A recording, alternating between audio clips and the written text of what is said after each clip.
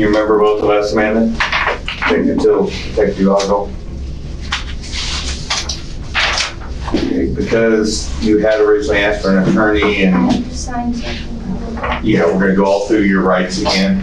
And I want to make sure we're clear that we did not come to you and ask you to talk to us, correct? That you requested through Deputy Lysick that we come talk to you, and that you decided that you want to talk to us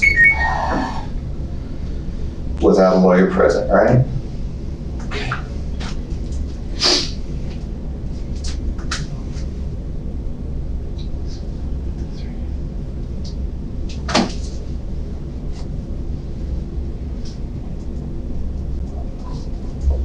Date, Greg, 24th?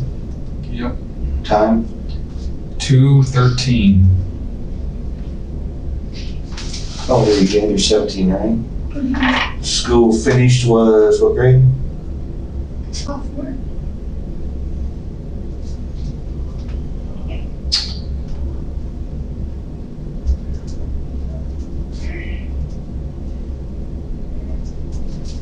Okay, before we ask you any questions, you must understand your rights. You have the right to remain silent. Anything you say can will be used against you in court. You have the right to talk to a lawyer for advice before we ask you any questions if you wish. If you cannot afford a lawyer, one will be appointed for you before any questioning if you wish. If you decide to answer questions now without a lawyer present, you will still have the right to stop answering at any time. You also have the right to stop answering at any time until you talk to a lawyer. You understand all those rights? Okay, this says, I read the statement of my rights. I'm marking it down here. I'm reading it aloud to you. I understand what my rights are. Keeping these rights in mind, I'm willing to make a statement and answer questions. I understand and know what I'm doing. No promises or threats have been made to me, and no pressure or coercion of any kind is being used against me. Coercion, again, we talked to you about that the other night. It's just a word for an outside force, like we're not letting you see your mom or your boyfriend or your child, or we're not going to feed you. Using an outside force to make you talk to us. We haven't done that, right? Is that a no? That's a no. No.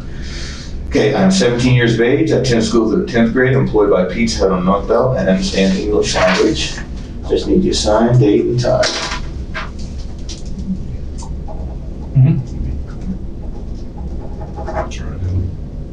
I know I did. You're positive? I think I did, because that's why I came back here and took the key. Time is 2:15.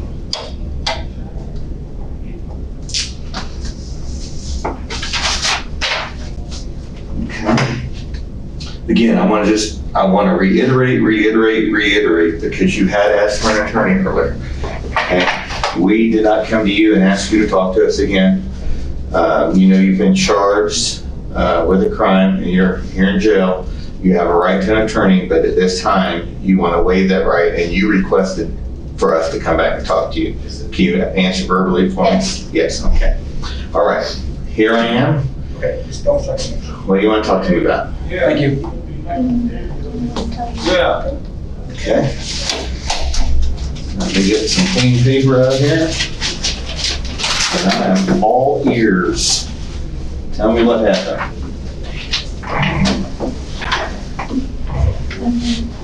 You're gonna have to speak up for me too, because I was at work with my mom at Pizza Hut, and I was just messaging people to see if anyone wanted to hang out, because I never do, and I'm always at work or at home. Just, you guys know, you might not believe me, but I told you. And I started, I messaged a girl named Haley Mooney, another girl named Haley, and a girl named Allie, and I was like, hi, how are you guys? Allie, I don't know, I went to school with Allie in like middle school, and second Haley went to school at Central, and I saw her in the hallway a few times. so are you the same age as all these girls? Yeah, they're in my grade. Okay. And I messaged all of them, and I messaged Kaytlin. And I asked them, like, hi, what are you guys doing, what's up? And Haley Mooney replied to me, and I was like, what are you doing tonight? She's like, hanging with people. And I asked her, like, who? She's like, doesn't matter. And I said, well, no, not really. She's like, why'd you talk to me? And I was like, well, I wanted to hang out. And she just replied, LOL, and told me to stop talking to her. And I said, okay. I don't know why, but that's how she responded. Had you had a bad relationship with her or something in the past? Well, I don't really talk to anybody, but I didn't think she didn't like me, but Right. I never talked to her before, at least. So then she didn't want to hang out with me, and then Haley and Allie didn't reply until like the next day and talked to me. And then Kaytlin talked to me. She just like talked, said hi, how are you? And I was like, I'm at work, bored. And I was like, you have anything to do? And she's like, no, not really, I'm just sitting here. And I said, what did I say? I was like, oh, you want to hang out or something? She said, yeah, that'd be cool. And then, what did I say? I was like, do you smoke? Because I know she hangs around that crowd that does. She hangs out with. Smoke weed, you mean? Yeah. I'm allergic to cigarettes, so that's never what I mean. But she was like, I know she hangs out with people like Adam Brown and then Skylar Busby and stuff like that, and that's all that they do. Right. So I kind of figured she did. And usually when kids our age hang out, that's pretty much all they do, is they just go to a place, do that, and have fun, do weird stuff, I guess. And she was like, yeah. I was like, okay, well, you want to go do that later or something? She's like, yeah, about what time? I was like, I don't know, I'm still at work. And then she said, I freaking hate it. And then she said, yeah. And then I was like, okay. I asked her, I said, how are you? And she, because I haven't really talked to her before. She came out to the hospital and stuff like that. And that was like the only time I've ever talked to her. I mean, she messaged me before that and asked if she could come see him. I was like, yeah, sure, why not? And then she said she was 17, and I said, I told her that, okay, because I thought she was a senior, so I thought she was 18, so she could buy papers, because I was only 16, so I couldn't go in and buy papers for it. So I said, that's why I asked her, and she's like, oh, okay, no problem. And then I said, so who do you live with and stuff? Like, are they okay with you leaving? Do you need to, like, you need to wait for a certain time to come get you? Like, because some people have to sneak out of their house to go do stuff. And I was like, dude, she's like, no, I live with my grandma, she's okay, I can just leave whenever you want. And I was like, okay. And I was like, do you want to go to Hyde Park? Because she goes to Central, so I thought she lived kind of towards the south end. Because I live down the street from Hyde Park, so I figured we could just walk there or something like that. And then she said no, that she lived by Massaney. And I said, oh, okay, well, I thought you live somewhere around there. And then she said,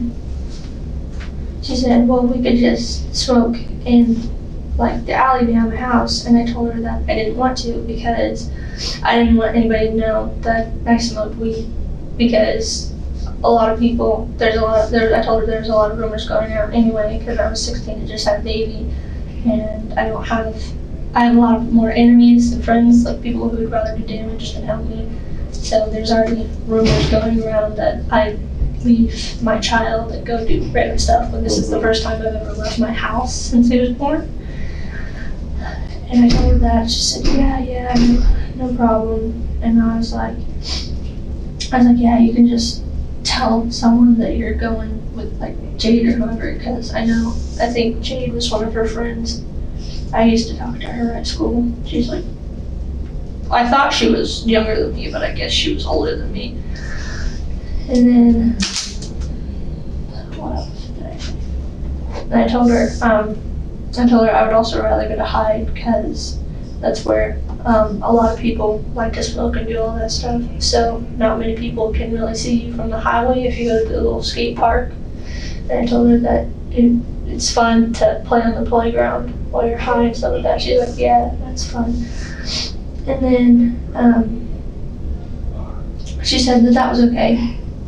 So then we started to leave Pizza Hut, and then on the way home, I asked my mom if me and Sebastian could go out that night. And she said, where would you guys go? And I told her that we would go to the movies because I know that she doesn't condone smoking, because our parents would be like, yeah, go, here's some money, you go buy weed or whatever. And I get in serious trouble for that.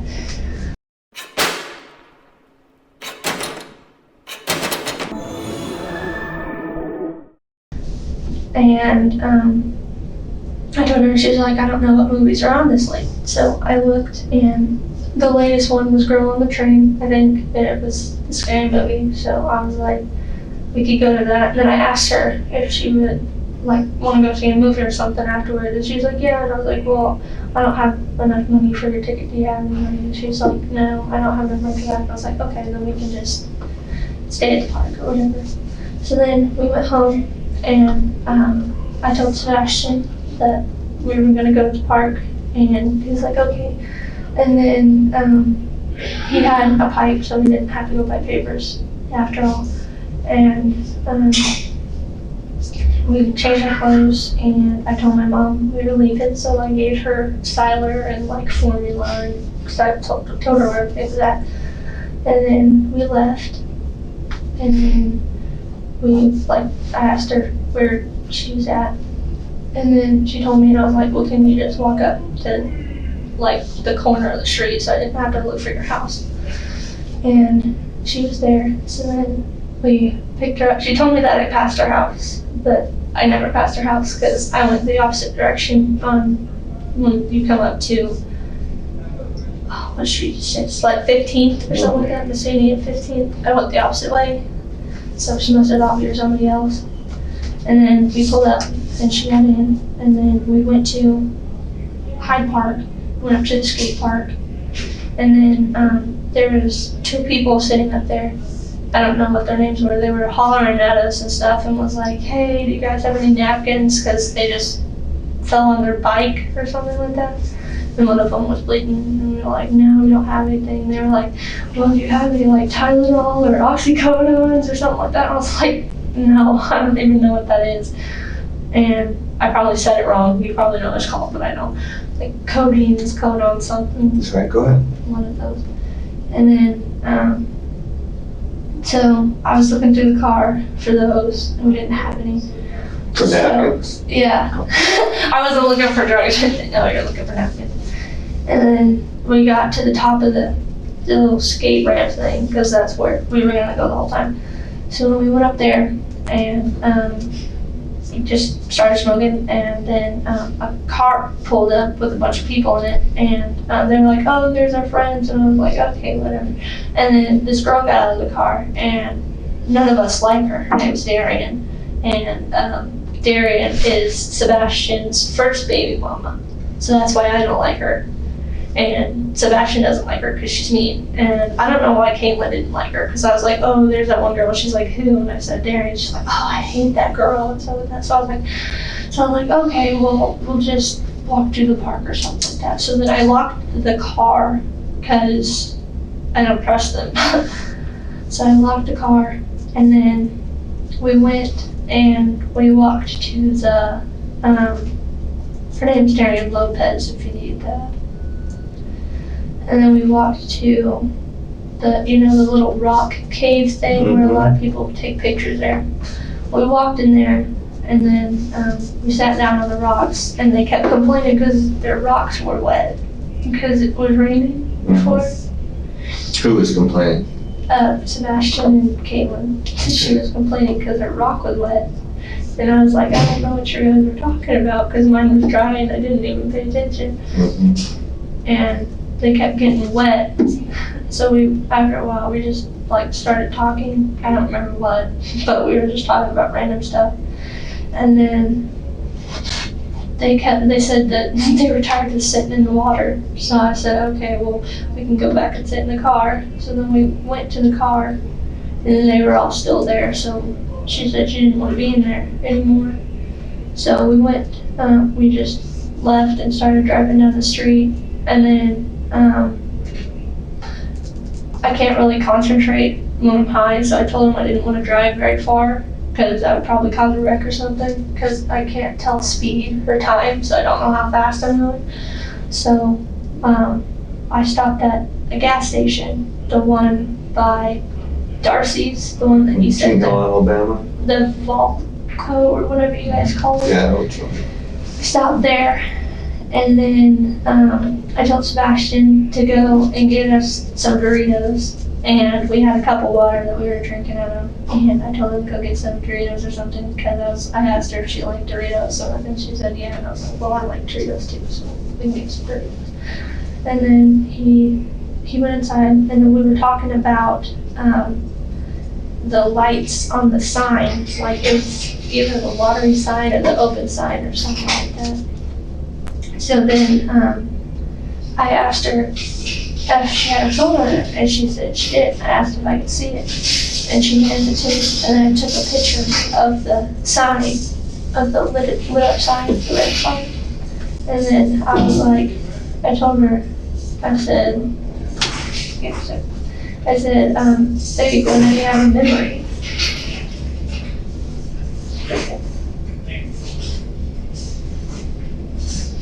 You don't have any tissues in this room. Okay, just big towels. Okay.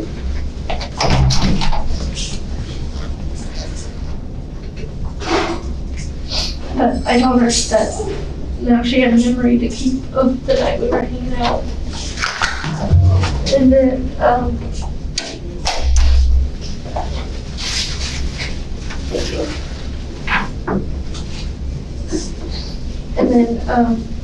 so Sebastian came back out and he bought himself a tea, so he was drinking that, and then we were eating Doritos, and then I asked her where she wanted to go now, and she said that it didn't matter, that she just had to be back by 1. So we sat there and ate a little bit, because that helps you sober up. And when I felt okay, we just started driving again, and I was just driving around. I didn't really know where I was at, because I was just wasting time, because we didn't know where to go. And then we started talking about how they were doing new stuff at Krug Park, and she said that she hadn't seen it yet. I told her that I didn't see it either, and then Sebastian was like, well, do you want to go check it out? And she was like, yeah. And then he said it was up to you, because I drive, I had to pay for the gas. And I was like, sure, why not? So we went up there, and on the way there I was like, I really had to go to the bathroom, and we couldn't decide on a place to go to the bathroom at, because it was late and we can't just walk in any place, because a lot of them are closed and the gas stations are gross. So we got to Krug Park, and we got to the sign, and it said like closed from 12 a.m. to like 5 a.m. or something like that. And I was like, well, we have to go through here quick, because they'll be shutting the gates. So then we drove through, and at the castle part there was a porta potty, so we pulled in there and I went to the bathroom. And then when I came out,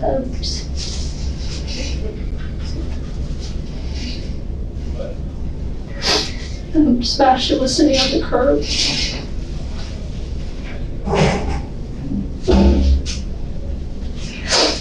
And he had my red purse, like it's a patched purse, and he had his tea in it sitting next to him. And then Kaytlin was sitting in the seat with her door open.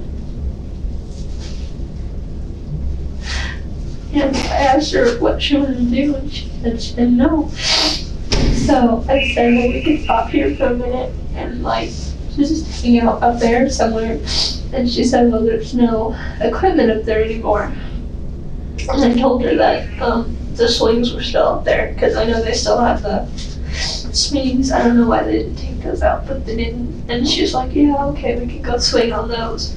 So then we walked up there, and she sat down on the green swing with us, and she's like, she said, I don't know why we didn't just come up here in the first place, because this is where a lot of the people come up here to smoke. And I was like, I don't know, I've actually never been up here to smoke before. And then she said, yeah, this is where a lot of people come. And then she started to swing on it, and it made a really loud noise. And I said that we probably shouldn't do that because it was really late. And I know there's not really anybody in the park, but the people around there, their houses. And I was like, a lot of them are probably asleep, so we probably shouldn't swing on it, because I didn't know that they were all rusted and stuff, so it makes a really loud noise.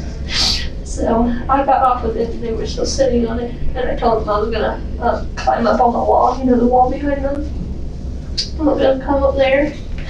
So I started to walk up there, and then they started to follow me, and then we were just up there, and then she said that she was bored, and I was like, well, we could go to the playground that's on the other side. Like, it's just like a few scattered trees, and then on the other side is the playground. So we walked over there, and then we walked to the playground part, and there was a red truck with people in it sitting right in front of the playground, and she said that creeped her out, so she didn't want to sit there and have those people watch her. So then Sebastian suggested that we could go sit on the big rocks, the rocks next to the playground part. And she's like, yeah, that's okay. So then we walked over there, and we sat down on like the first or second set of rocks there. And well, before that, we walked over, and she saw this fence, and then Sebastian was like, yeah, they used to keep buffalo in the fence. And she said that the buffalo died, and that there was a bull in there, and she started kicking the fence. And I told her that she shouldn't do that, because I'm afraid of the bulls, and I didn't want them to come up there. So we sat down at the rocks. We sat down at the rocks, and Sebastian suggested that we finish the stuff that we had, because there wasn't very much, and she said okay. And then he said that we should go sit at the really big rocks under the street light, because he couldn't see anything. He didn't want to spill anything when he was putting it in the thing. So we went over there, and I went to sit on the big rock, and she laughed because there was a bunch of bugs on it, and I fell off the rock. And then I sat next to where she was sitting, and then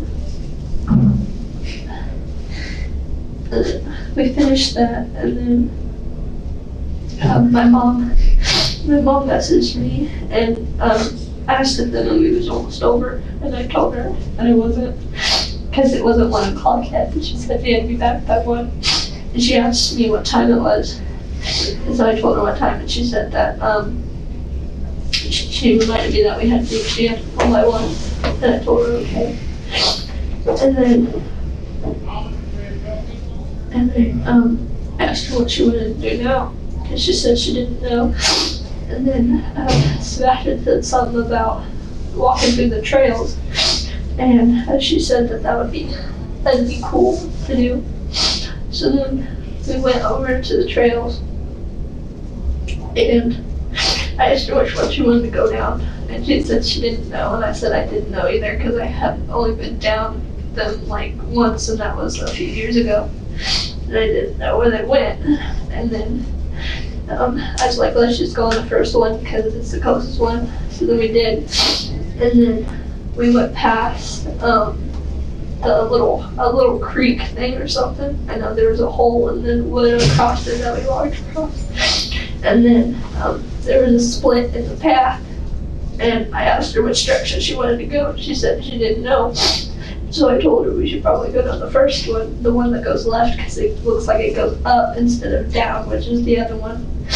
And then we just started walking through them, and we took turns who led. Like first Sebastian did, and walked through the spider webs, and then I did, and then she did.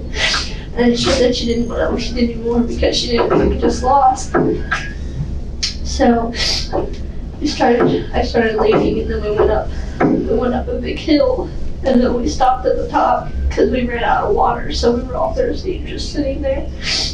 And then Sebastian sat down next to me, and he said, "You're probably not going to believe me because it sounds crazy, but I'll explain what he's talking about later.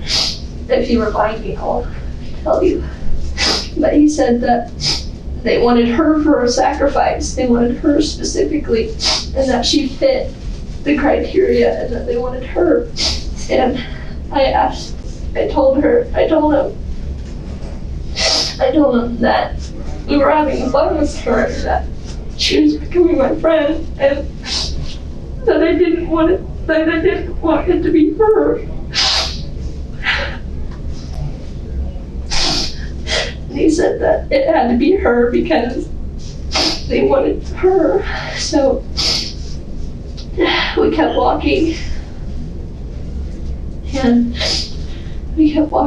and we were just listening for the waterfall because the waterfall was around there somewhere, and I just wanted to listen to it. And then we kept walking, and the ledge started getting really small.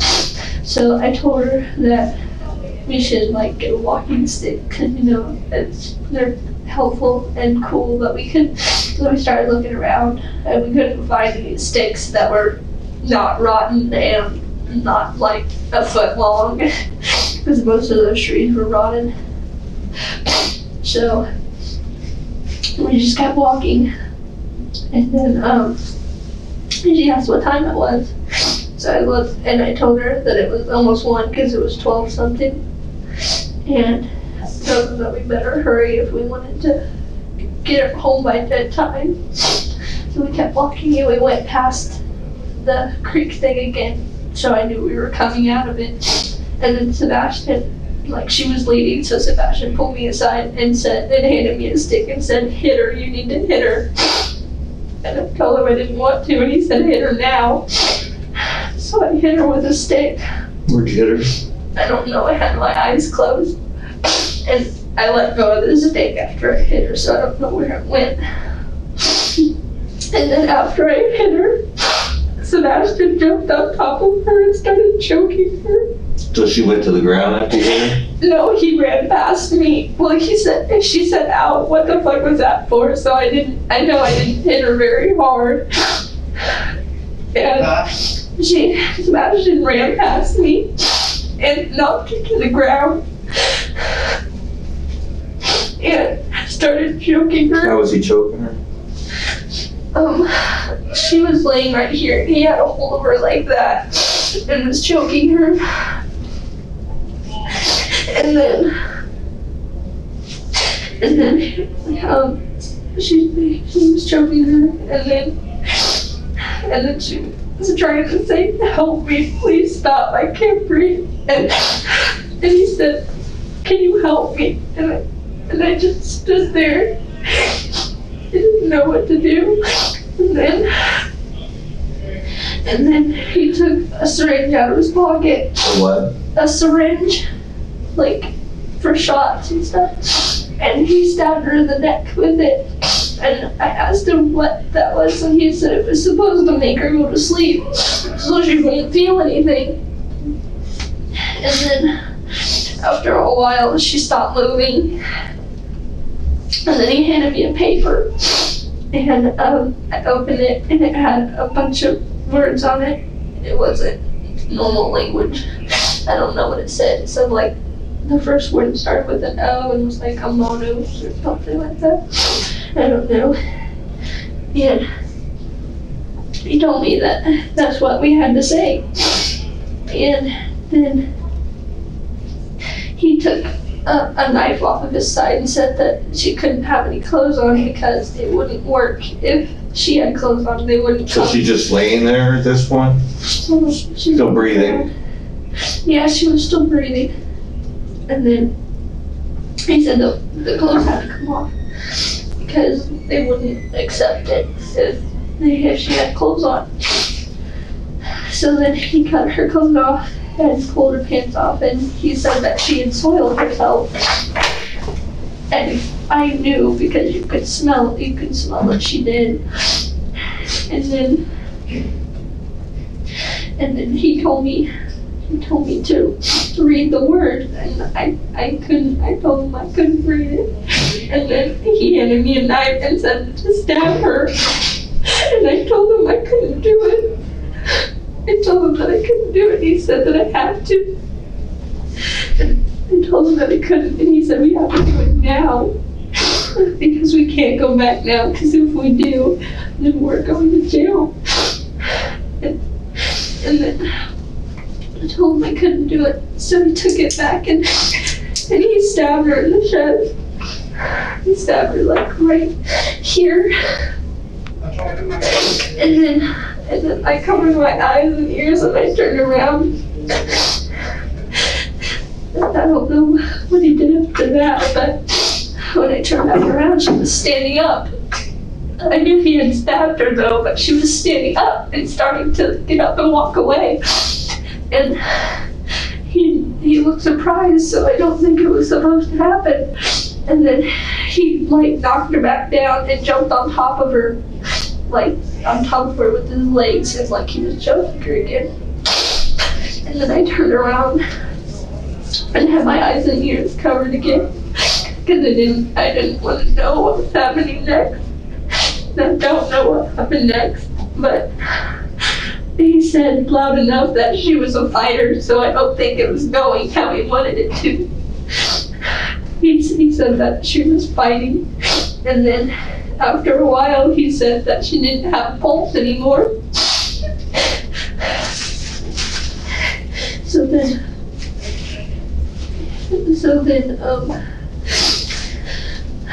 he said that we had to leave, that we couldn't stay there because someone would come looking for her. So he had my phone and keys and stuff the whole time, because I lose everything, and even if they're in my pockets, I have small girl pockets, so they fall out, so he had them. And he was shining the light over her, and he told me to look at her. He said, look what we did to her. And I couldn't look at her. I didn't want to know what happened to her. And then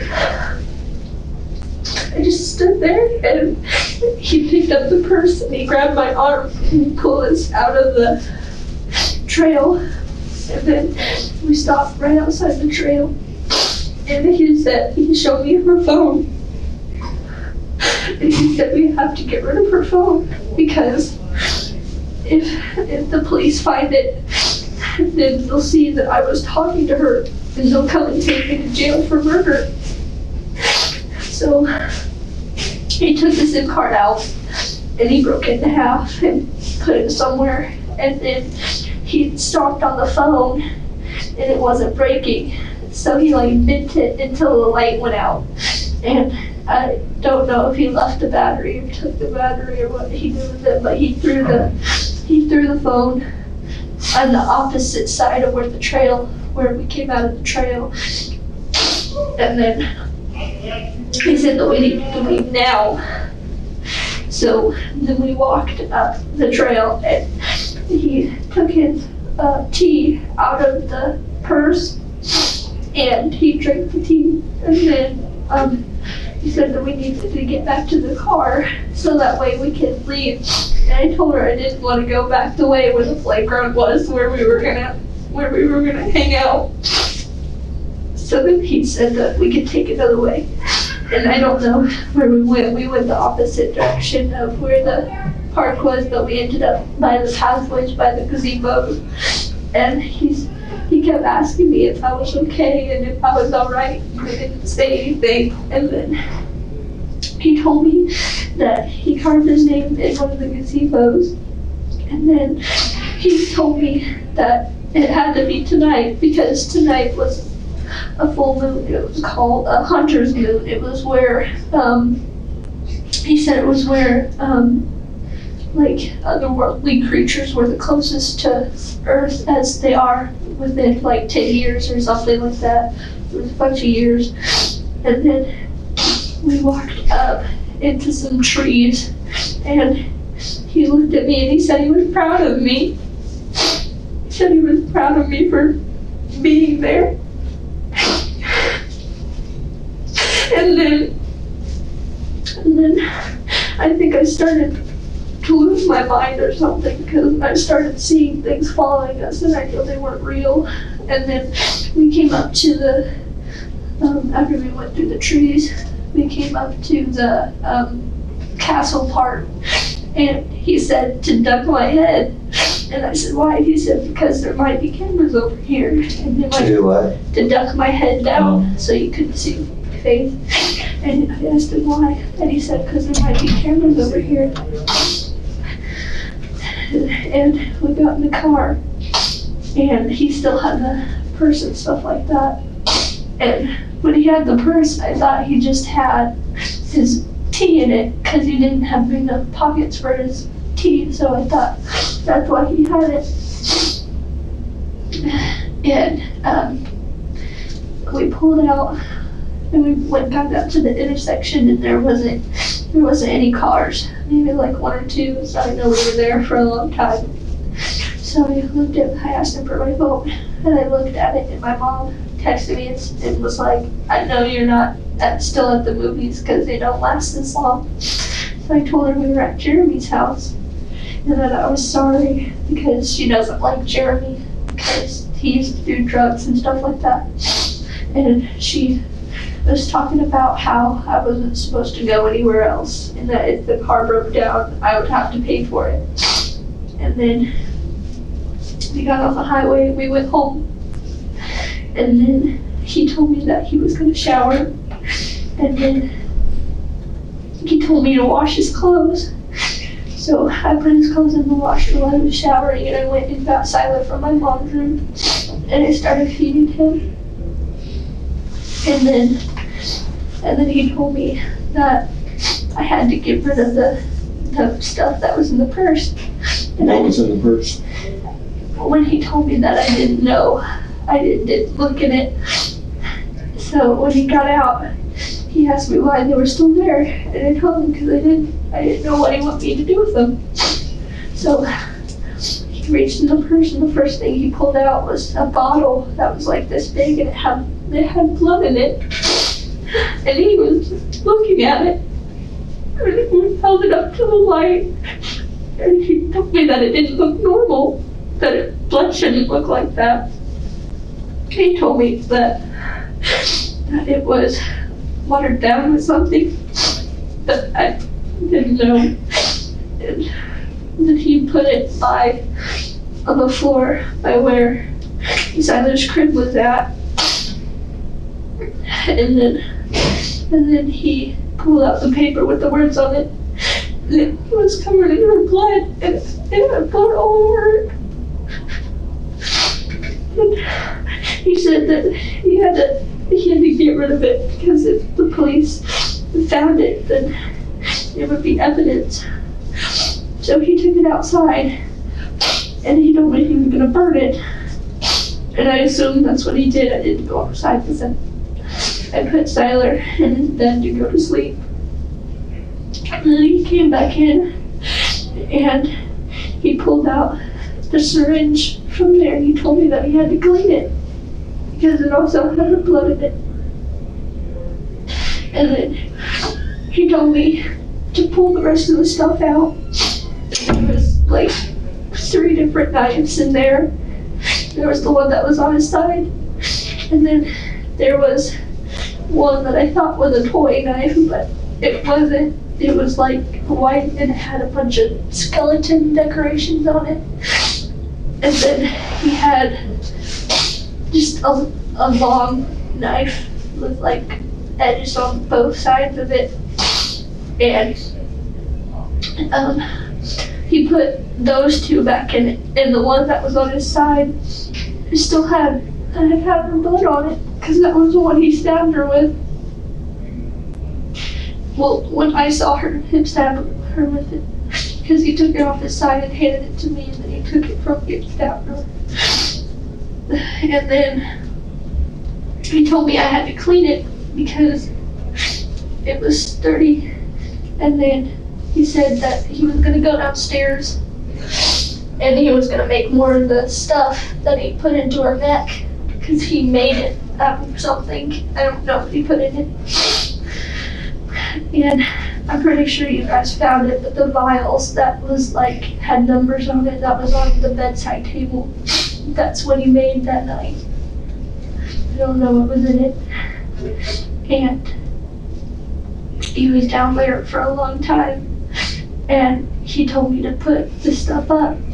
And didn't know what to do with it. So I took his knife that had blood on it and I put it back in the sheet and I threw it on the floor and put his clothes over it. And then I put my purse in the closet. And then when he came back up, like he came back up before he finished it because he told me to come downstairs. He wanted to show me what he was doing. And I told him that I was tired because he had to get up and go to the orchard asylum tomorrow. And he asked me what I did with the purse. I told him I just put it in the closet. And so he took it downstairs. And I don't know what he did with it after that. But I went to bed. And then we got up in the morning and went to the orchard. And then we went to go get something to eat because we had my little cousin with us. And she was hungry, and I didn't like the barbecue stuff that was there, so we went to 54th Street and ordered food. And when the food came, I told him that I wasn't hungry and I didn't want to eat anything. And he told me that we had to eat something and make it look like nothing happened, make it look like nothing was different. We didn't want to seem suspicious, is what he said. And then I pulled up my phone and I looked on Facebook on the news part because it pops up because I follow the news, and it said body found in Krug Park. I left out a part. Before we left, I told him that we had to move the body, and he told me that they would come and take it. That was part of the deal, that they would take the body. Who's they? If you remind me at the end, I'll tell you. And he said that they would take it. So whenever I showed him the body, not the body, the news thing that they said they found a body, he looked at me and said, "You need to stay calm, because if anything, they will come after us first, and we have to act like nothing was wrong." Come after us for what? They would come after us for the murder. It said that we had to act like nothing was wrong, but we didn't do anything. And then I went to the bathroom and I threw up everywhere, and I just sat in there until my mom texted me and told me that it was time to go. So I stayed in there and I came back out and put my food in a box and we went home. And then I went home and I said, we have to tell them what happened. We can't just not say anything. And he said that if we tell them what happened, that I was there, even if I didn't kill her, I was there, and we would both go to jail, and then we would never see Skylar again. And he would be taken from us and raised by someone else. And then he told me to look at him, and he told me that if we were caught, to tell the police that we were at the movies, and that afterwards we went to his dad's house, because he said he was gonna talk to his dad and have his dad say that we were there. And then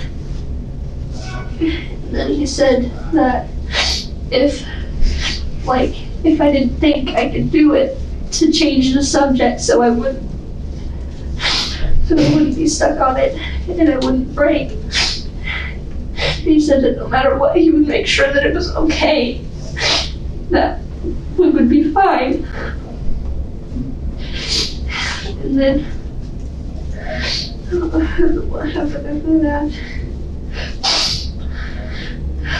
I don't think anything else happened after that. He told me that after he took a shower, he told me that the reason why they didn't take the body is because I was there and then they were angry. that they were angry with him because there wasn't supposed to be anybody else with him. Okay, and then they is he doesn't worship demons, but he says that he talks to them all the time, and that they come into the world and they give you different things, like kind of trade things. Like one thing he has that he told me he has is that each demon has a different section in hell or something like that. The torture section is what he said, and the demon that he traded with was called Almadir or something like that, and he traded a soul for taking his spot in hell. So whenever Sebastian died or whatever, he wouldn't have to go through like judgment or whatever. He would just be taken to hell and given. He wouldn't be punished. He would just be given that place, and then he would torture people for eternity. And he said that he has to sacrifice people each year, or else they would come after him and just take him to hell and he wouldn't get anything.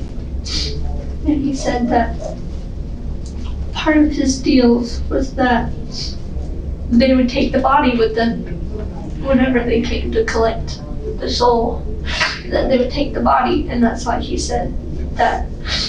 That's what he told me, that like I told them that we should move her. She's like they'll come and take her.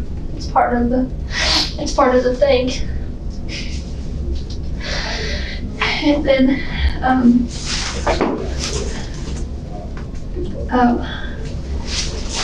I know you guys found the books because you were talking to me about satanic rituals, and the stuff that was written in the books is the stuff that he told me. So he told me that happens and stuff like that. Like, That was handwritten stuff? Yeah, in the black book. Who wrote it? I wrote what he told me. Because that one was my book. And he said that it couldn't be mixed. Like it couldn't be written in different people's handwriting. So he told me like the stuff that they do and write it down. But we wrote that book like 2 months ago. And I didn't believe him that it was real. So I don't know if you found the other book, but it was a green book and it had like trials in it. Did you guys find that book? I don't know what all they found at the scene. I mean, at your house or... But it had trials written down in it, and I told him that I didn't believe that what he was talking about was real. So he told me that I had to like ask them, like talk to them and like just see if they would talk back to me. So what he did was he went downstairs and put salt on the table and lit a candle, and he told me to sit there and to just sit there and try to talk to them.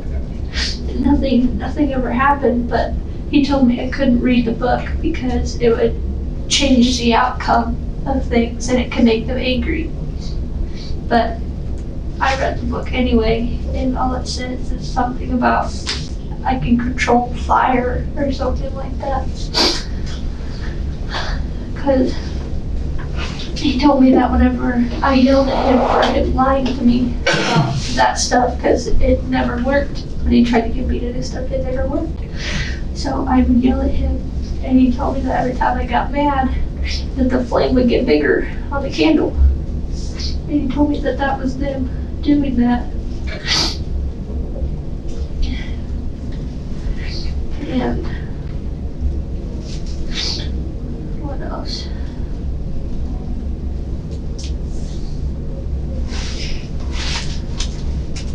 Is there anything you want to know? I mean, I got a lot of questions. So, had you guys talked about sacrificing a person? he told me that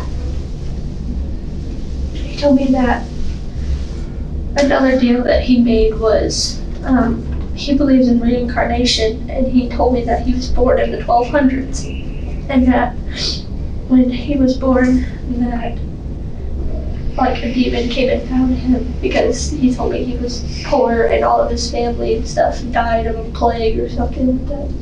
And if he gives him souls, that he would like make him reincarnate, and each time he died he would come back. And he told me that he did that, and then whenever he did that, he got caught by someone. He was killing someone in the woods, and he said that he got like clumsy with it or something, and he just was doing it for fun, and then he got caught. It was back in like when he said was 1200s. He said that he was killing someone in the woods, and someone saw him. So back then he told me that they behead you if you're even thinking about murdering someone, because that's how serious they took it, so they just killed him. And then he said that when he was reborn he didn't remember anything, and that the demons came to him again and told him the deal that he made. And he said that he made another deal where he would remember things that happened. So then he said that he had to kill 2 people a year. And then what other deals did he tell me he made? He told me that they like made it where it didn't bother him to kill people, where like it was just kind of a normal thing. He said that it didn't faze him because it was something that had to be done every year, or else he would be dragged out of hell and tortured himself. And then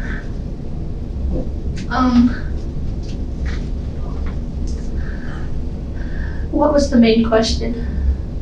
I know. Just if you talked about planning the sacrifices. Okay, and then he told me that if I wanted something like that, that I would have to make a deal myself, and that he couldn't do it for me. And he told me that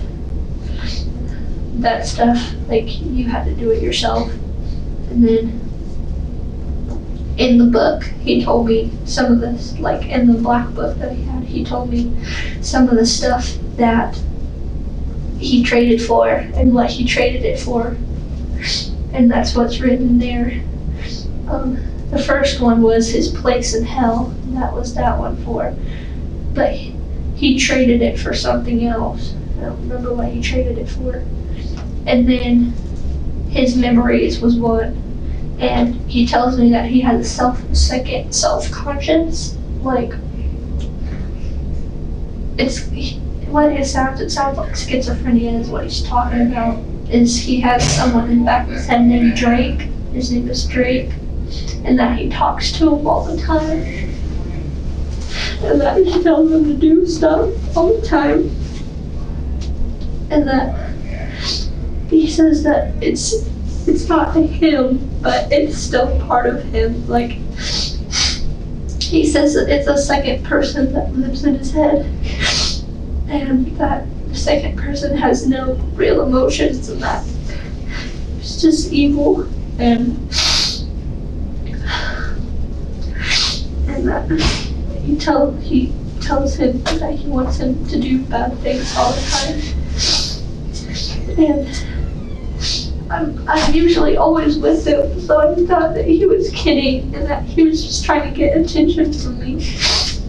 But he started getting worse, and he started talking to me about some of the stuff that he was saying.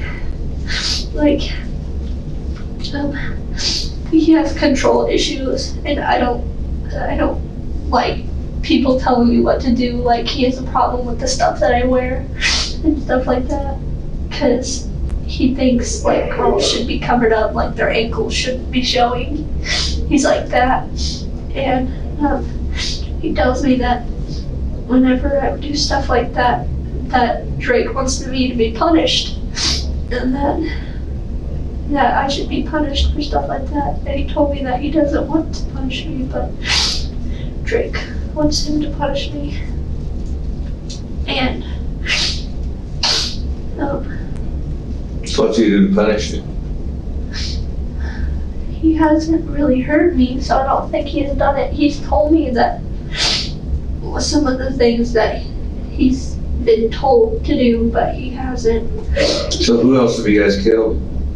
Nobody.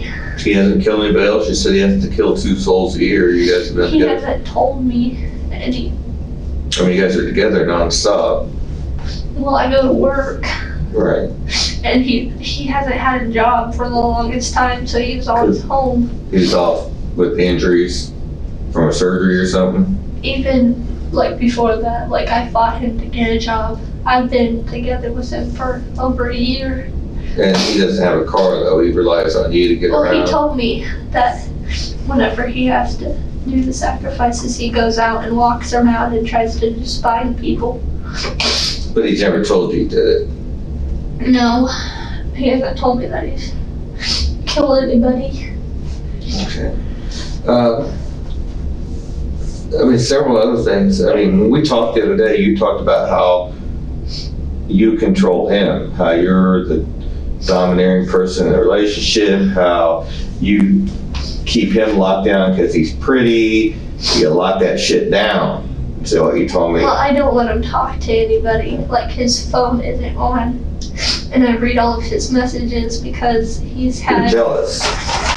yeah, he's had a history of, like, when he was with Darian and he had a baby, they had a baby together, and he was trying to get with me the whole time. So I thought you pursued him. You put his girlfriend in the trash can. that was a different girlfriend. That was his Right, I first understand. one. That's But, when you like- realized how pretty he was. Well, that was the first time I met him, was with Sarah. And then, he went to Riverdale and everyone was like, oh, who's that? And I'm like, oh, I know who that is. And then I went to his house a couple times, and then I asked him to go to the movies with me, and he told me that he was sorry, but he found somebody else that he felt closer to. So then that was in, what grade was that? 8th grade, I think, was when he met Darian.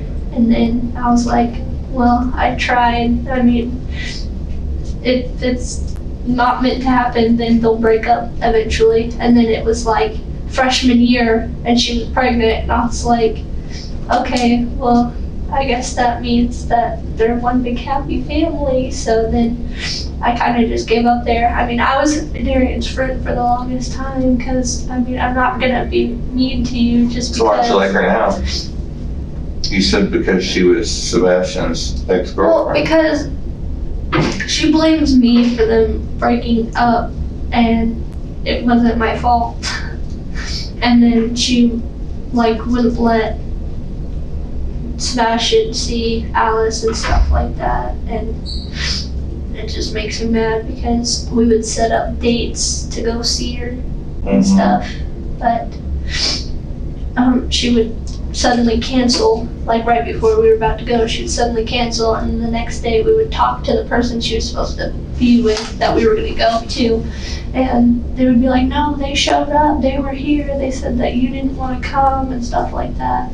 So, but again, I mean, you went on about how you don't, I remember you said you don't let him smoke pot.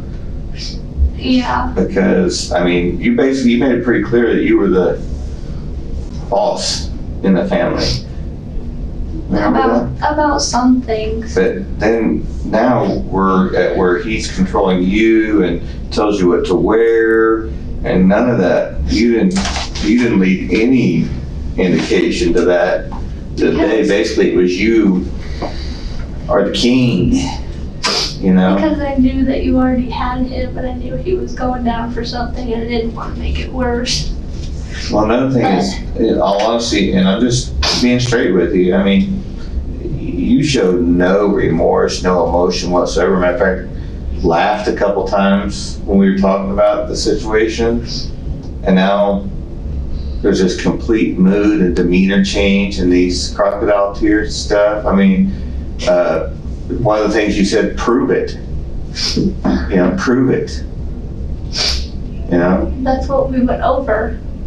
But he never told us anything about, matter of fact, when questioned about what movie he went and saw, he said we never went and saw the movie.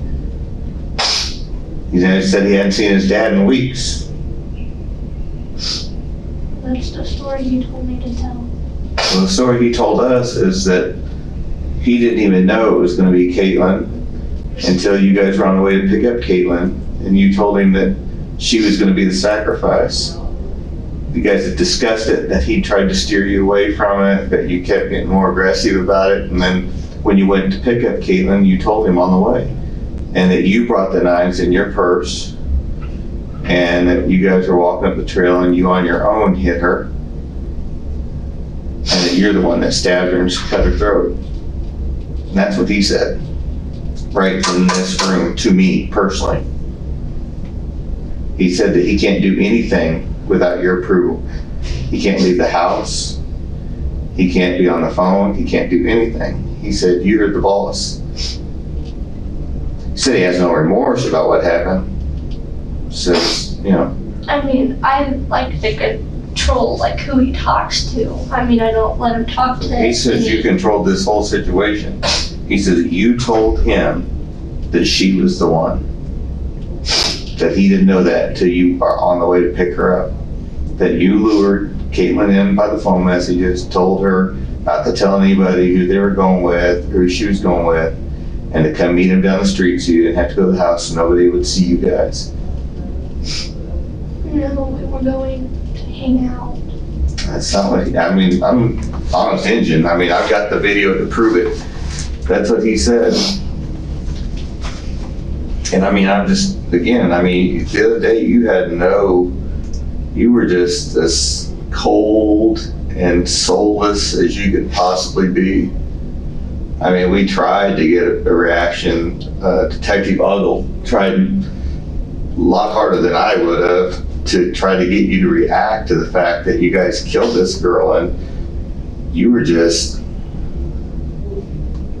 No worries. yeah, no worries, just didn't even care. And he also said that you wanted to go to the visitation, to the thing at the park, and to the funeral, and you even wanted to buy a shirt to remember what you'd done, kind of as a token. You know, you thought it would be cool to be there at the funeral of this girl that you killed. I mean, he's not denying his part in it. He's just saying that, you know, he said that he'd introduce you to the satanic stuff, but you were getting into it, and that you guys had worked on trying to control a candle with your mind and all this stuff. So, I mean, with your demeanor the other day, I have a hard time believing that all of a sudden now, complete opposite. And I said, when you say it's his alibi, and he was completely blown away by this alibi that I had talked to him about. I'm like, so what movie did you guys go see? We didn't go see a movie. And before he told us everything, you know, I mean, I was going through timeline just like I did with you. Remember that? You know, matter of fact, I've got notes on his right here, you know. Said, didn't do anything. Said Friday and Saturday. At first, he said, we just sat there. We're off all day. Friday and Saturday. No, I had to work. Huh? I had to work Friday and Saturday because I was still in training. Yeah. Actually, no, I didn't work Friday. I just So worked regardless of when we worked, I mean, that's just, I'm just telling you, that's what, he says he was off all day Friday, all day Saturday, and didn't do anything at first. I said, you can go to a movie? See your mom? See your dad? No. Never seen my mom. Haven't seen my dad in weeks. No, the last time you saw his mom was on his birthday. And then I'm just telling you we what it went to says. his dad's regularly because he gave. Definitely wasn't that night. when No. this alibi that he's supposed, I'm sorry, I keep getting here that I have, you have big long feet and legs. So, I mean, and you said you control him. He said you control him. Other people in both your lives have said you control him. That you're very controlling. I'm controlling about certain things. Like, I like to know where he goes, and I like to know. But he doesn't go anywhere. Well, he goes to, like, he's been to Christina's house. He goes to Christina's house. He goes to Damien's house, and You remember also when we asked you about sacrificing Siler, and you said wouldn't do that because baby souls have no value. Do you remember telling us that? I mean, that doesn't sound like somebody that Has no idea what's going on. has no idea. I mean, you clearly know that baby's soul in this demonic world that we're talking about have no value. You know, you know this, because and you've threatened to hurt Siler, and you threatened to hurt Sebastian in the past. That's what he says. He says you have no emotional bond to Siler whatsoever. It's just, oh, you wasn't in there. It was just, trying to think of the word. Give me a second. Obligation. I don't know what that word is. Just that he's your child. You have to give him basic support and care. That you have no emotional bond to Siler. I love Silent. That's not what he And says. I take him everywhere. I take him to Pizza Hut and. Well, he's your everywhere. child. You kind of have to. He's only 2 months old, but Well, that's what he's saying. It's all out obligation. No, It's I not out don't love. have to take him anywhere because my mom always tries to take him and his mom always tries to take him, and anytime I walk into a building everyone's like, oh baby, and I'm like, that's mine. Please don't touch my baby. And that's just what he says. I said, and he's not condemning you. He's just saying that's the way it is. You know, like I said, he said, you know, everything you're saying now is exactly what he said about you. You know, he's saying that you said it had to be Kaytlin, that it had to be a unclean soul, someone was condemned, that was a sinner, and you know, that it was a particular demon that you wanted to get mind control over people by sacrificing to this demon. Okay, these are all the things he told me, I should say. Let's see, what else did I write down here as you were writing? You know, like I said that you've been talking about sacrifice for some time, that he's kind of squashed it, but when you said it, he's, you know, said he went along with it. He said he held her down while you stabbed her and cut her throat. That's what he says. Oh, And that's a no bullshitter. Just like I didn't bullshit you the other day. You know, when I sat there and told you everything we knew. And I don't know. I'm really interested to go back to talk to the phone guy about these messages to this Allie and Haley, because they did not mention those, but that doesn't mean they don't have them. It just means that they weren't the victim, so maybe they didn't think anything of them. But you know, when our message, you know, they've got all the messages with Kaytlin, and I don't remember that many messages of all the things you talked about today, just that basically, hey, you know, smoke some weed, don't tell anybody you're going with us, or something like that, you know, and meet us down the street, meet us down the corner so we don't have to come to the house. You know, not near as elaborate as the messages that you've told me. Now, again, I want to be clear. I have not seen those messages myself. Those are from our forensic guys that do phones, okay? So, I'm not going to sit here and tell you that you didn't do those, but they haven't ever mentioned those. And they certainly didn't mention any messages from Haley Mooney, Haley, whoever, or Allie. Allie's name on Facebook is Allie Love, I think. Allie Love, A-L-L-E-Y, How or do you A-L-L-E, A-L-L-I-E. I-E, Love. Okay. And I don't know really anything about Kaytlin other than like who she hangs out with. So And I he don't, also said, that reminds me of something else, that he thought that part of the reason that you picked her was because when she came to the hospital to see the baby, that number one, like you told us, she said that for whatever reason, who in the world would do that, go, that's not his baby. And then second off, that she was flirting with him, and it made you mad that she was. she never flirted with him. That's what he told me right in this room, that she was Yeah. flirting with him and saying how good he looked, for being up all these hours with, having a baby, that he still looked good. And See, I don't remember her even talking to him, but I know that whenever she came in, she was like, "Oh, he's such a beautiful baby," and then she said that Skylar was saying something about Skylar being his baby and stuff like Skylar, who? that. Busby, Who's that? the boyfriend before Sebastian. Was there a paternity test then? Well, I didn't have sex with Skylar before then, so I know for sure. Plus, the baby looks exactly like Sebastian, so I don't think that's So you don't recall her flirting with Sebastian? I don't recall her talking. He to says Sebastian. that. I mean, my mom was in the room, so you can see what she says, but I don't remember. And then Well, she you don't said, even get along with your mom. Matter of fact, you said she's piss poor excuse for her mom. That's what you told us the other day. some days she has her days. And then We all do. what was I gonna say? Yeah, and then when she left, he said that she didn't like her. He didn't like her because she said that.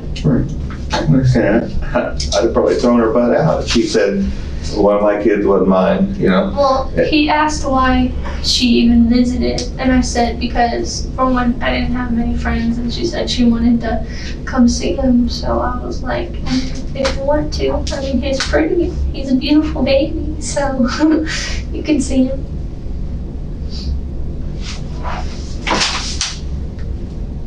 So, and again, the control issue, I mean, you can ask. I mean, my mom lives with us, so you can see what she says on that. I mean, I know I control where he goes most of the time, and I don't usually tell him where I go, because he always wants to know, a ridiculous amount wants to know. there's a message you put, I'll cut someone if they try to take Sebastian. He works at McDonald's and told me that there was a new girl who kept hitting on him, and I brought Skylar to work to pick him up, and I was like, that's right, bitch, we have a baby. I mean, I'll cut someone if they try. That's, You're probably gonna take that really seriously, but well, I mean, it's I that, know honey. you're It's, the police, and that's like that, lightly, but it and wasn't then on your Facebook, under religious beliefs, you have all hail Lucifer, I changed that 2 days ago. but it was there. It's because When we- before I changed it, it was what did it say? It was God Almighty or something like that. Yeah, but I mean, let's be honest, we're going to church one day and I go to church every Sunday. I know, yeah, and then on the other days or at least maybe even that same day later, we're looking into demonic powers and Satan, and we're writing stuff in a book that you say, well, he told me to write it, but you wrote it, it's in your handwriting, and depending on whether we believe you today or whether we believe you 2 days ago, whether you're in control or whether he's in control. There's still so many unanswered questions. Yeah. What are the questions? Well, that's one of them. I mean, who's in control here? I mean, we People both tell us have- that you are in control, that you run his life, he says that, and he doesn't mind it. Don't get me wrong, she's all hail Amanda, you know, but There's different things that we each control, like stuff that you and your wife probably wouldn't do, but you think about, like, how do I want to say this? Like, I like to know where he's at, and if he's gonna go to a that's place normal. where there's gonna be like drugs or something, or there's gonna be a lot of girls or something, I straight up tell him, no, you're not going there. And he's like, why? You can trust these people. I'm like, no, flat out, you're not going. I will stay here with you to make sure you do not go. Mm-hmm. And stuff like that. And if he talks to certain people, well, he lets me look through his phone, and I let him. What are you going to have my phone phone. service? Well, he has, like, he uses internet on it sometimes. Mm-hmm. Well, he had phone service like 2 months ago, but we didn't have enough money for it because I bought him that phone and he got cricket services on it. What about, what about his story that you picked out or Kaytlin, that you told him on the way there that that's what this was going to be, and that you brought the knives in your purse? Why would he have your purse? That didn't make sense. Well, he put his pocket in it. I mean, that's Yeah, but that's after you'd already left the house. I mean, when he stopped at Quick Stop or whatever in the hell it is, but you brought the purse with you. It's your purse. He says you brought it and had the knives in it, that this was all your plan. I didn't know he had the purse until it was sitting on the curb next to him with. But how does your purse get out of the house with these knives in it? Yeah. I don't know. It's your purse. You carried you did you not carry your purse out of the house? No. If you don't carry a purse, He carries your purse all the time? he really is controlled by you. No, I don't carry a purse. I mean, before I had Siler, I like kind of trained myself to carry a purse because I knew I'd have to carry a diaper bag. That's why I had purses. But then after that, I didn't carry one And because all I needed was my phone. so why, if this is a story we would believe now, that he's this evil person and you're just kind of I guess you're kind of saying you're a victim of this. Why didn't you tell us all this tonight? Because Why did you act so cold? Why did you not care? Why did you laugh? Why did you No response. tell us to prove it? How could you possibly have with the emotions you're having today, how could you possibly sit there as I'm describing this homicide, and then later as Detective Ogdell is telling you Siler's mom's a murderer. Siler's mom's a murderer. You had no emotion. well, You turn to me and you go, what are you doing on your phone? because when he was saying that to me, it didn't affect me because it wasn't true. I mean, I knew what he was telling me wasn't true. That's How why did it that affect you? You said you went and threw up. You said you had to cover your eyes And your ear. and your ears so you wouldn't hear her scream and you wouldn't see it. But you had no emotion in the other day. Not a single tear, not even a sad face. The only emotion you had, was startling when I blew holes in a couple of your stories. When I told you about your cell phone hitting on the wrong side of the tower to be at Jeremy's house versus being at the park. When I told you we had your messages between you and Kaytlin where you lured her down the street, told her not to tell anybody. And the third time was, crap, I can't remember. There was something else I told you that startled you. Like, oh fuck, they know that. Oh shit, they know that. But you didn't have a bit of emotion. Not even sadness. because we, like, You can't He rehearse told for me- that. You can't rehearse for that. There's no way, if you was traumatized by what you saw there or what happened there, like you say you are today, where you covered your eyes and ears. Oh God, I can't stand it. Oh, make it quit! But sat there with us, jovial, talking, and when we're in your face and we're giving it to you, we're telling you what you did, and you're just like, No, I didn't. whatever, wasn't me, I wasn't involved. Well, I knew what you guys were trying to do. You were trying to get me to say something. Yeah. And if it really upset you, what did you say? He told me not to. Why you didn't stay? Well, because Because you sat in jail for 48 hours now? Because you realize that you guys aren't gonna get away with this? Because you realize you've been charged and you're gonna go to prison? Is that why? no, it's because he told me that no matter what, it'd be okay. And obviously, since we're getting charged with something, he doesn't have anything. So if you wouldn't have got charged, And everything would have been okay. well, I wanted to tell you guys what happened, but I knew it would probably be worse. Like, how do I want to say it? I'm talking too fast for my mind to think.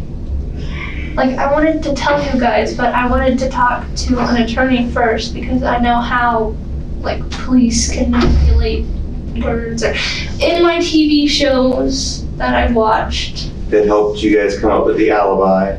no, Frank, let me clarify a couple questions first before you head. Here's a couple things. I mean, obviously, when we have him on video somewhere else, he doesn't have a purse. So it's not like he walks around with your purse, correct? no, he had it in the car. Had it in the car. But so who brought it from the car to the vehicle? I mean, from the house to the vehicle. You did that. I didn't carry the purse. Okay. Fair enough. I'll give you that one. Okay. What about, you said that when you got back to the house, he had some blood in a jar, in a container. Was that her blood? Yeah, How do you know it was her blood? because he didn't take the blood from me, Okay. What kind of container was it in? so I'm guessing you didn't find that. It's, I don't know if they found it or not. I wasn't there, honey. I don't know. it was, a little glass container with like, Was it sealed or something? I think so. How big? Like this big? Or like a It was tube or? It was a little. Would it set up right? Okay. Did he do anything with it? You said he went over He there. just looked at it. But you said and he went it didn't over. look right, and then he put it on the floor.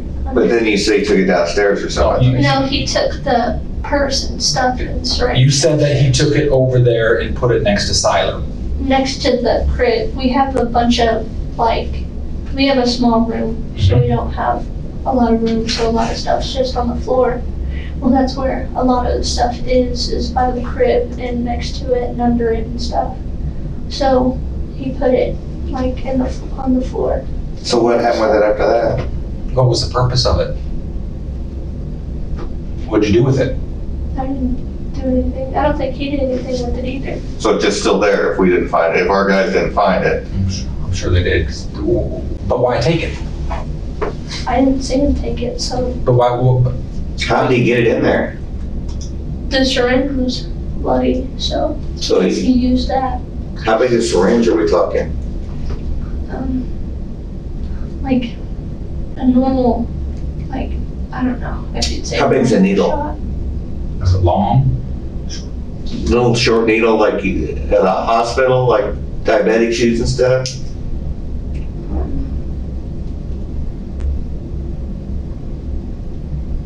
I think so. What was the mixture? What did he tell you was in? What did he tell you was in it? All I remember him saying was there was alcohol in it. Where did the needle come from? I don't know where he got it.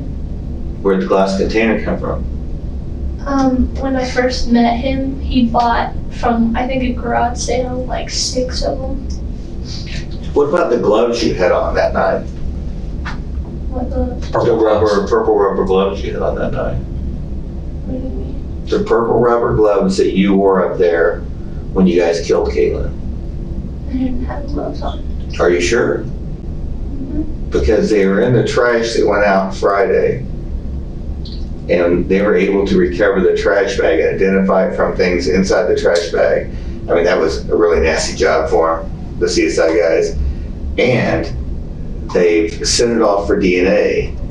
And he told me that day that you had on rubber gloves to keep from getting bloody. And that you threw them in the kitchen trash. I mean, I've given Sebastian tattoos with gloves. Yeah, but this has blood on it, would be Kaytlin's blood, we presume. Again, I haven't seen it, don't know how much blood, but he said they had blood on it. And he said you threw them in your kitchen trash and buried them in the kitchen trash. I didn't have any gloves on. You didn't have any gloves on, so did you have any blood on you? Mm-mm. Did he have any blood on his clothes? I don't think so. You washed them. Well, I didn't look at them. Did you wash yours? I put mine in the laundry. You didn't wash your clothes. Just washed his. How many of the wounds were from you on Kaytlin? Let's be honest now. I hit her with a stick. What about the stabbing or cutting? I didn't stab her. Cut her throat. Mm-mm. He said you did it all while he held her down by the shoulders. It's not true. Why would he say this? This is your man who thinks you're the shiznik, who tells us he does whatever you say, who is not making amends for what he did. Like I said, he says, I regret it happened, but I don't have any remorse. You know, it doesn't bother me. It happened. I mean, this is not a guy that's like going, I didn't do it. I don't want a part of it. It was all her idea. I mean, it's like, we talked about it. We've talked about the satanic stuff. We planned. We never went through with it. You know, he actually said he had tried to kind of steer you away from the darker stuff. But when you told him that night that you guys were going to get her, that it was going to be Kaytlin, and he was just like, okay. And then you guys go through it with it, and like I said, he's a willing participant. He holds her down. I mean, he's not making excuses for what he did. But you, on the other hand, did again, complete demeanor difference, hard, cold. Some would call it heartless, you know. He also says, like I said, he said you wanted to go buy a Kaytlin t-shirt for a souvenir to remember what you'd done. He said you were excited. He said when you got home that night, he said that's one of the things that I remember.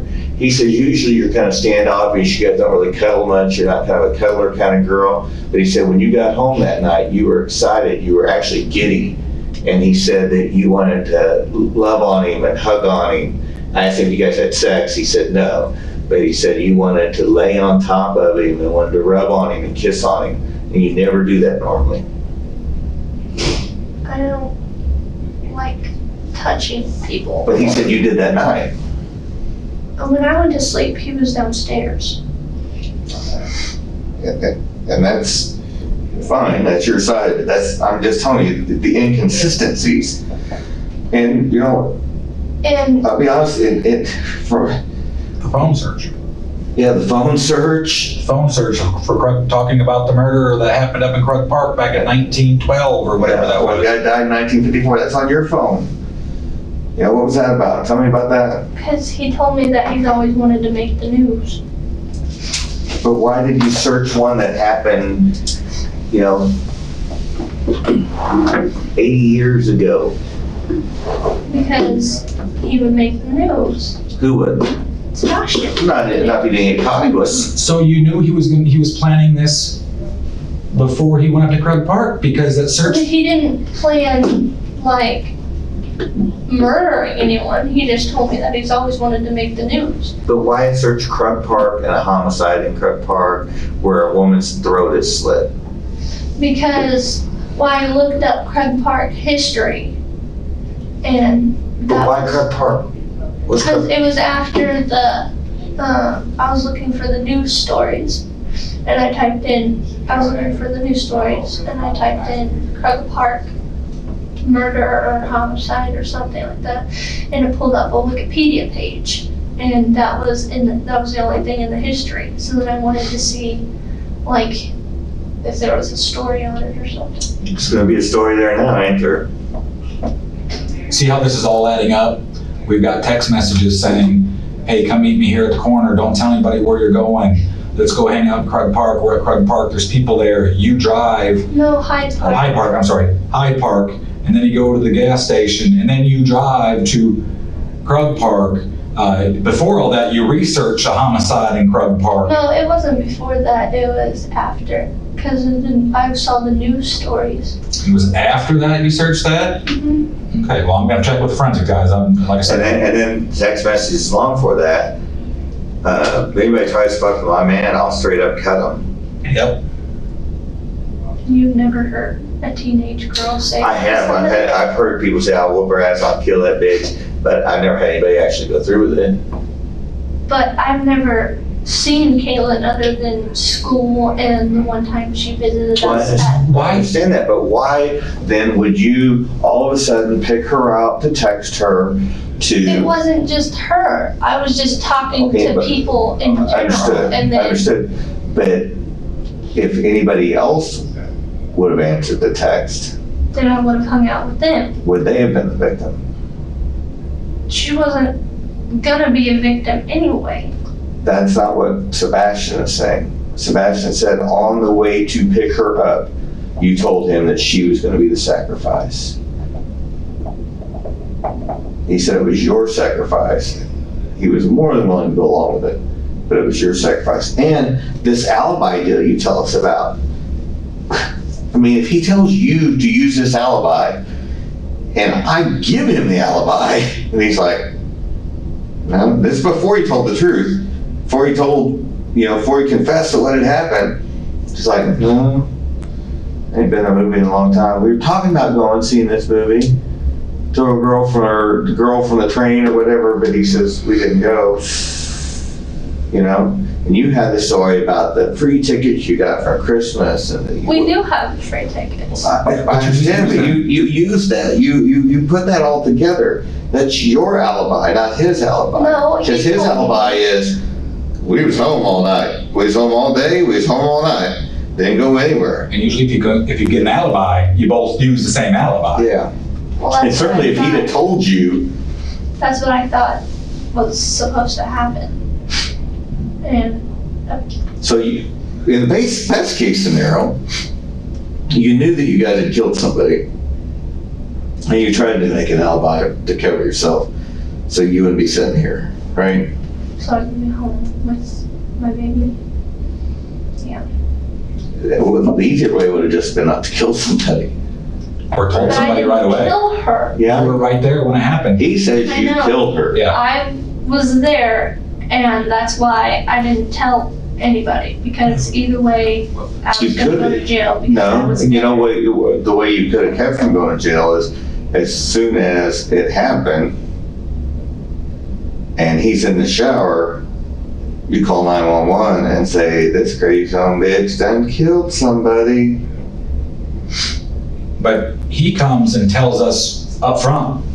He doesn't try to lie. He doesn't try to a point. To a point. I mean, at first he just denies. He denied. You came up with a whole alibi. I wasn't there. There's no way it was me. I wasn't there. I have no idea what you're talking about. Well, that was supposed to be, that's what we said we were gonna do. I understand, but if he's he supposed to told be the me- ringleader in all He told this. me that he thought that I wouldn't stick with it, and that's probably why he said first before I said something.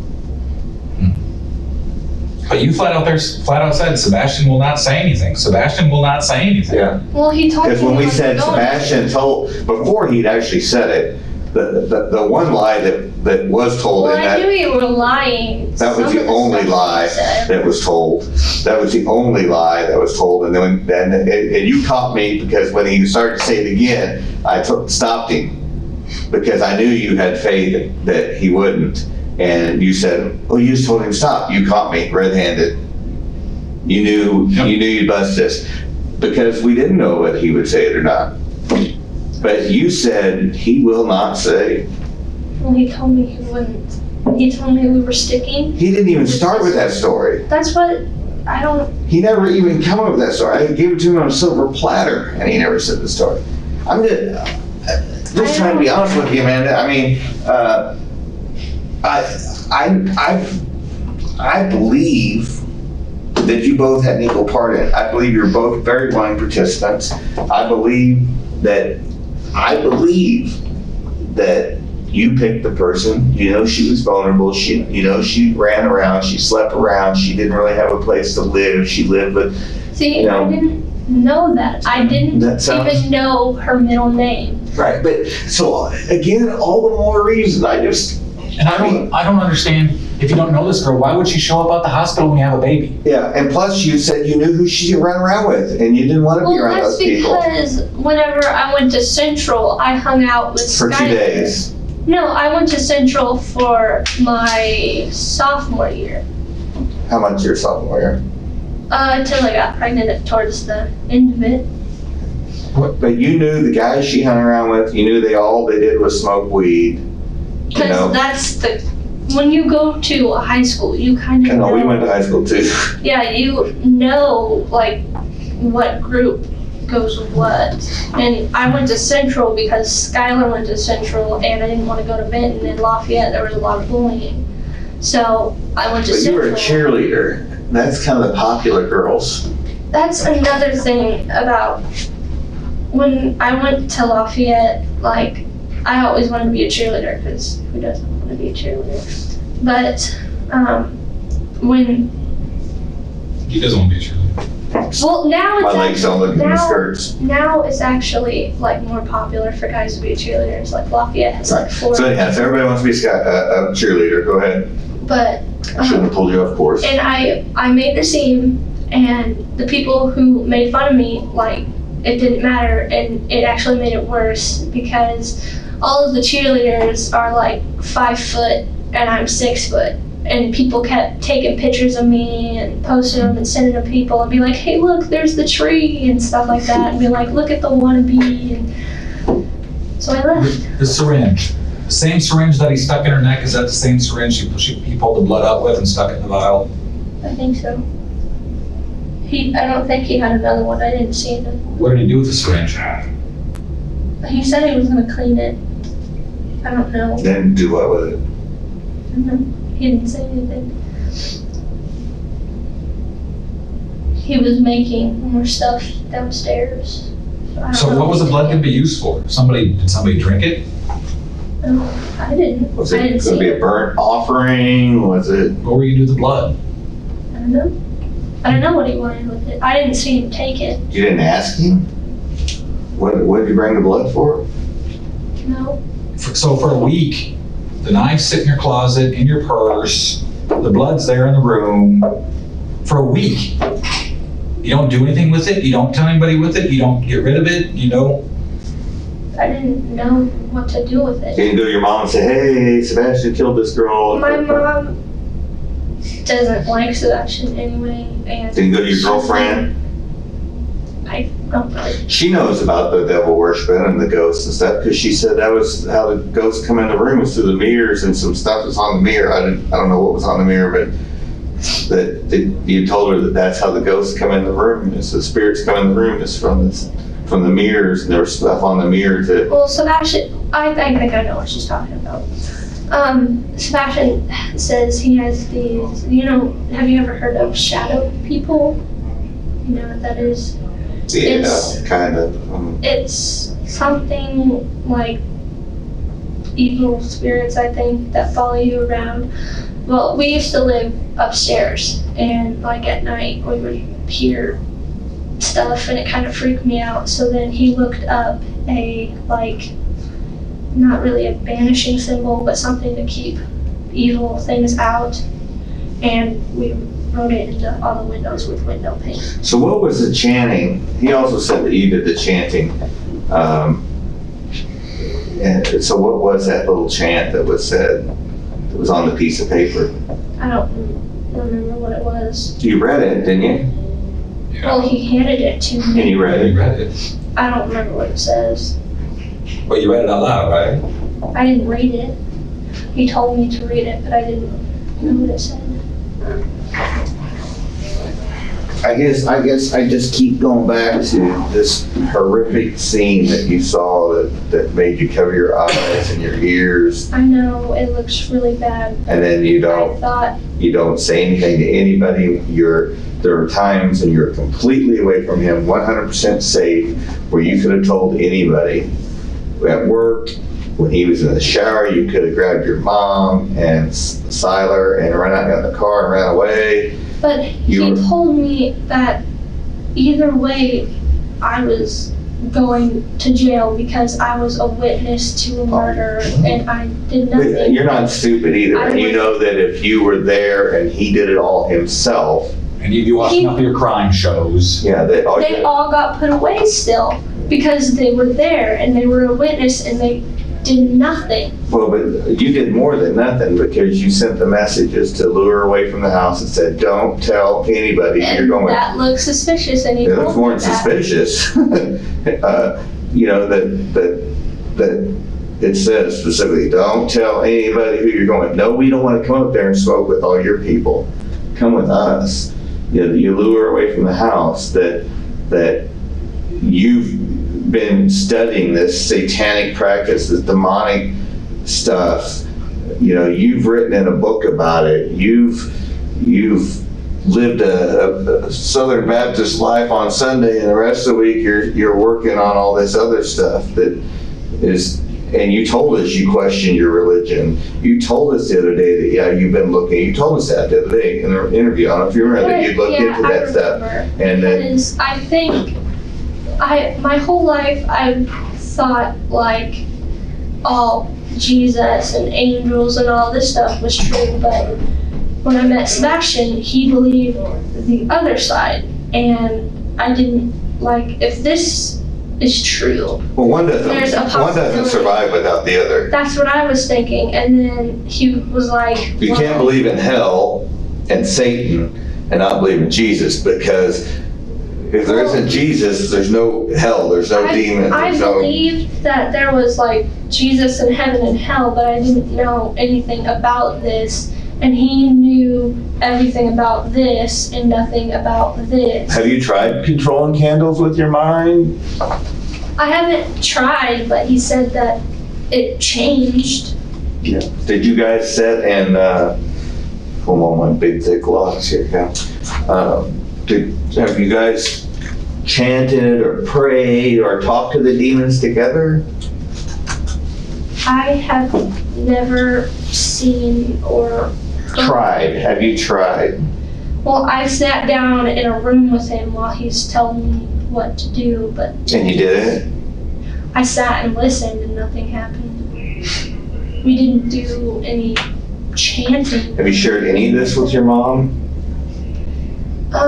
Talked to her about this demon searching out and. Well, I told her that, like, I wasn't sure if I was a Christian or anything like that, because I heard that whenever you're a Christian, you don't doubt beliefs and you don't go searching for the other side. I would say you probably wouldn't search for the other side, but I didn't, I think we all doubt our religious beliefs one time or another. I just wanted to know what was, like, there, like, if there was something there or not. So what would you say to Kaytlin's family? That nothing she didn't deserve anything, and that honestly she was one of the best people that I've ever met in my whole life. Why is that? You Because say you I barely knew her. I didn't like know her, yet she was still willing to like come hang out with me, and when we hung out we were talking like we were best friends. Like she talked to me like she trusted me with everything, and She did, with her life. and we were having like conversations like we known each other the whole life. And, I mean, But she'd also said mean things to you at the hospital. they weren't really. That's pretty mean. I That's pretty didn't mean take to them go and, as mean things because I knew it wasn't true, and I It doesn't matter whether you know it's not true or not, that's me. I could poll 100 women and ask them, if you had a baby and some woman come and said, he's not the father, 100 women would say, that's mean, that bitch needs her ass stomped. But That's what they'd say. really, it didn't upset me because I know how That's not what you told us the other day. That is not what you told us. is. I didn't tell you that it upset me. I told you that that's what she did. You I'm said, pretty sure you said it upset you. What would you do differently? If you go back and change it, what would you do differently? if I could go back, I probably would have just took her home sooner because we didn't have anything to do.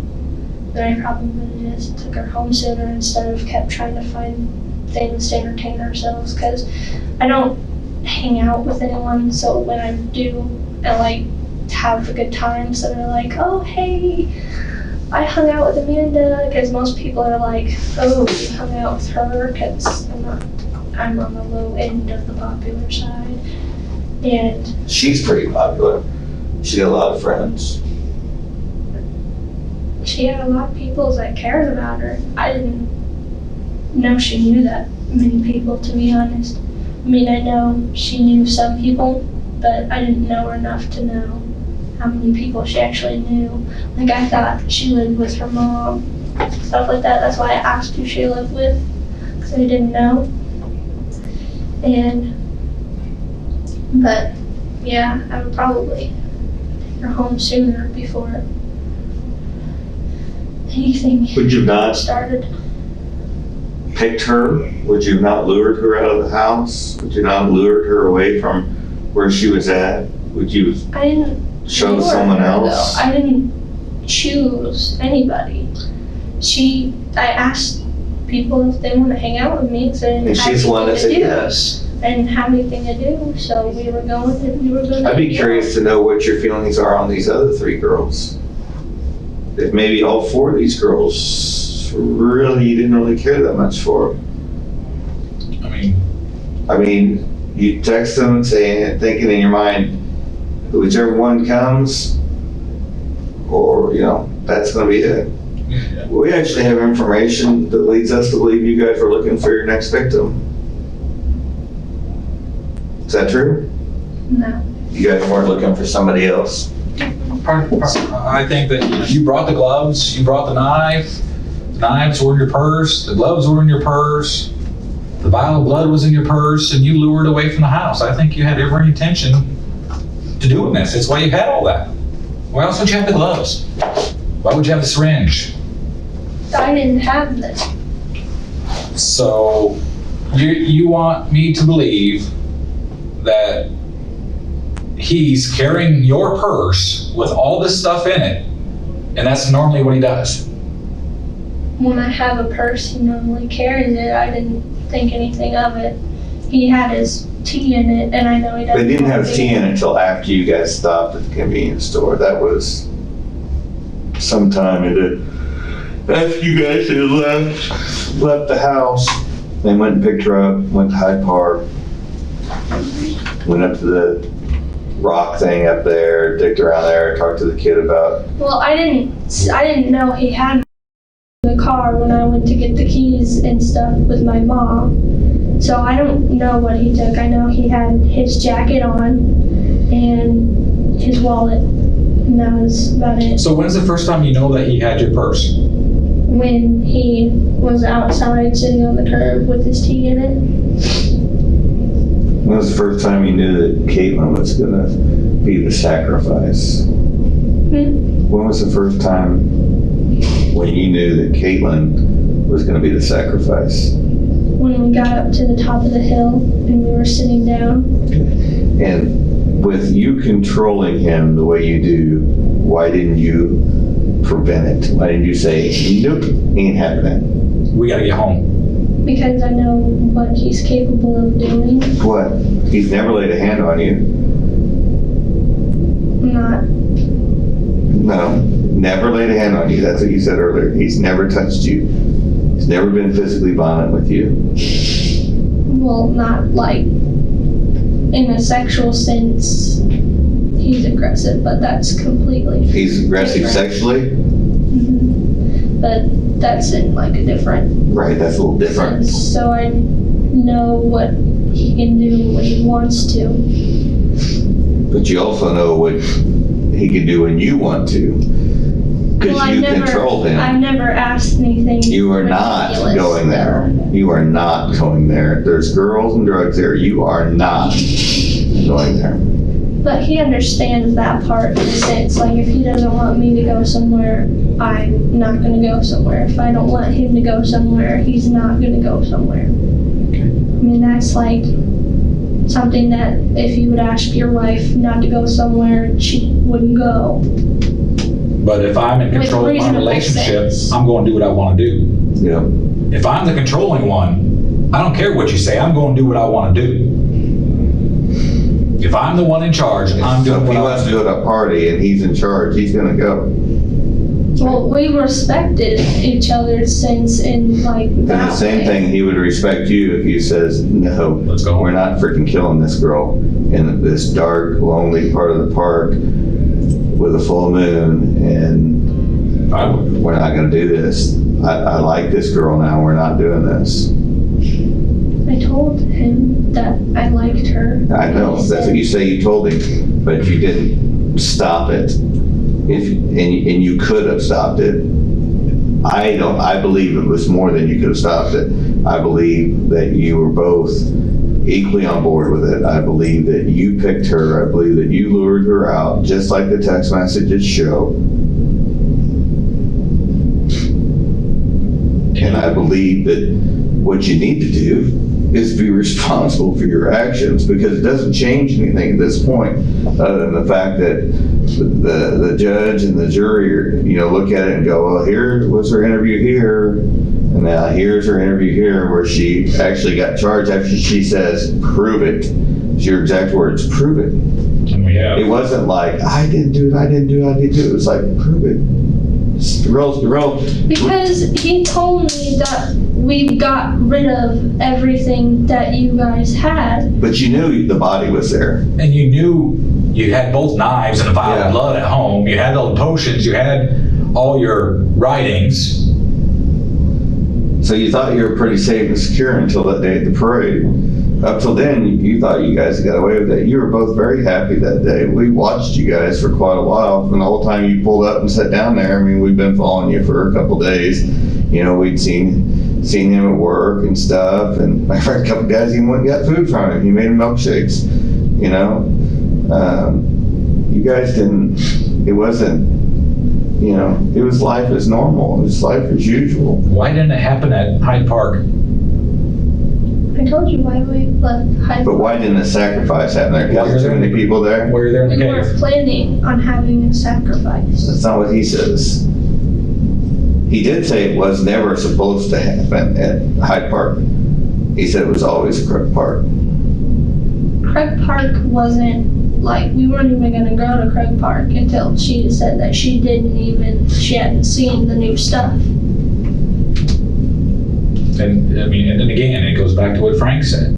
The only reason why you're telling us now is because we proved it. We've got all the cell phone messages. We've got all those things You've here. been charged. And you're stuck here with us, Who else do you run around with? Who else do you know who does this satanic stuff.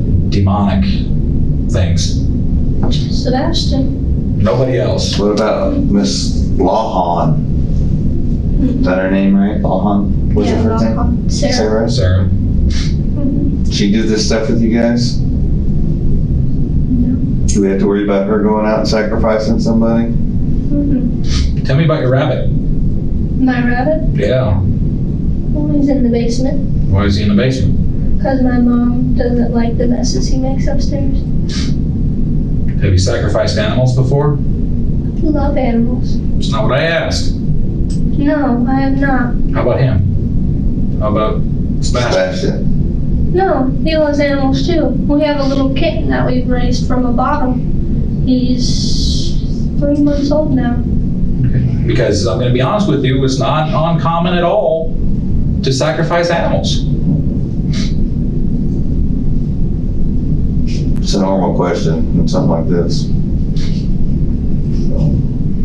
Okay, well, I love animals. And that's cool. That's fine. I had to ask, Just a question. Same reason why you had the gloves in your purse. I didn't have my purse. But why were the gloves in your purse? He must have put gloves in my purse, because my purse had my McDonald's stuff in it from when I worked at McDonald's. But why did he say that you had gloves on? Why did he say, he's the one that turned us on to the trash. Our guys had to go dig through the freaking trash and find, I don't know what your trash carriers, they'd find them, and I guess it was a freaking spectacle and a half, But why would he say that those were your gloves, that he didn't have gloves on? I guess if you were going down for a murder or something, But why would he? somebody else. Why would he try to put you in? He's not, like I said, he's not trying to say that, like I said, he said, I have no remorse. He was there. He helped hold her down. Yeah, he held her down. He said, I held her down. I helped take up He her said, clothes. she hit her with a stick. She fell down. I held her down. He said, we cut her clothes off of her, pulled her pants off, found the cell phone in her pocket. He said, we cut the rest of her clothes off. He didn't tell me where he found the cell phone. He said it was in her back pocket. I don't remember which back pocket. He said he found it when he pulled the pants off, and said that you each cut her clothes off. But he said, again, he knows he's deep in it. He knows. He got charged same thing you are. And he said that you were the one that actually cut her while he held her down. And it goes back to the gloves again too. When they pull the blood off there, it's Kaytlin's DNA. Not only Kaytlin's DNA gonna be inside those gloves, but your DNA is gonna be inside those gloves too, right? So I guarantee you sweat. Well, I've given Sebastian tattoos. But what I'm saying is on the pair of rubber gloves, because these are purple disposable rubber gloves like we carry, they're basically a one-time use. And they have her blood on them. And they have her blood on them. There's no reason at all you're saying That your DNA that your should be on the DNA inside. should be on the inside of those gloves, because you didn't know anything about gloves. Well, he could have used the gloves from downstairs. He uses those for the tattoos. You don't use those gloves over again. No. We don't. You don't. Nobody else does. And plus, like I There said, should be some down there that have been used Oh, there's no 5 or doubt. 6 There- times. Yeah, but then his DNA will also be on it. So it'll be your DNA, his DNA, and Kaytlin's DNA. Kaytlin's DNA. They should be if those are the same gloves. Why would you have ever had those gloves on your hand? Because I've given Sebastian tattoos before. How long ago? Not that long ago, he asked me to fix the one right here. Okay, how long? It's actually this arm. Just left arm. How long ago? No, it's not. He's got one up here. Then he's got love I silent. fixed this one. Well, The one that's in a different So how long ago? yeah, how long ago? Week or two ago, maybe? So, you know what? I'm gonna flat out call BS on that, because so then actually there should only be his blood and Kaytlin's blood on it. There shouldn't be any other DNA of his in it, because it should just be the blood. It should be all her hand stuff inside. Mm-hmm. Well, he's used those gloves before too. Yes, he has. He's given me a tattoo. Not those gloves. You don't, anybody who does, because why wear gloves if why use? Because it keeps the ink off of your fingers. It's not, he doesn't use them for sanitary reasons. So again, you're trying to fill your story as to why your blood will be on it. Your DNA will be on those gloves with your her blood. DNA be on the knives. Yep. Your DNA or your fingerprints be on. We've got an incredible fingerprint off the inside of the phone. I mean, the inside. In the inside of her phone. Where the phone was Where taken. the phone was taken apart. An incredible fingerprint. Yeah. Like, what do you mean taken apart? Where they took the phone apart Where somebody took the phone apart and threw it in the woods. and threw it in Well, the the woods. only time that I touched your phone was when I took a picture of that. So I can assure you that that's not mine. So you didn't try to break the phone. No, That was all him. I did not break a phone. You didn't try to break the phone. No. That was all him. Yep. And you know what? That's the question. Yes. So your fingerprint won't be on the inside of the phone case. And there's no way that we're gonna find any DNA underneath her fingernails of you. That's true. What happened to her fingernails? Tell me about that. Yeah. All her fingernails except one were ripped off. Looked like in the struggle. During the fight, she lost her fingernails. They all got I busted never off. saw her fingernails. Well, it was dark. I'm sure. Did you guys get scratched? Either one of you? I didn't touch her. Did either one of you get scratched? Was the question. Sebastian told me that he got scratched by her. Where? Her arm right here, on his arm right here. These are from my cat, you can check.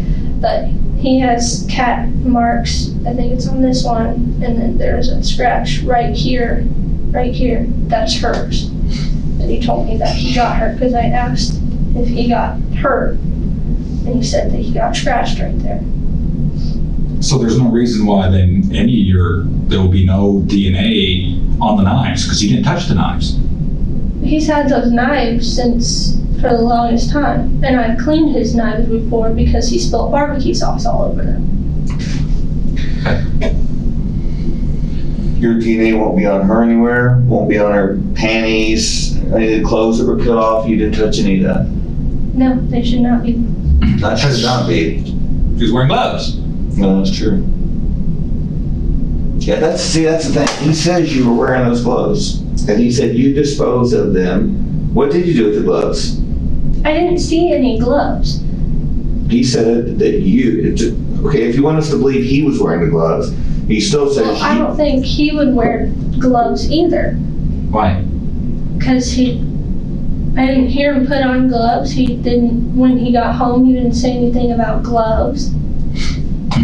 Well, they were certainly in the trash.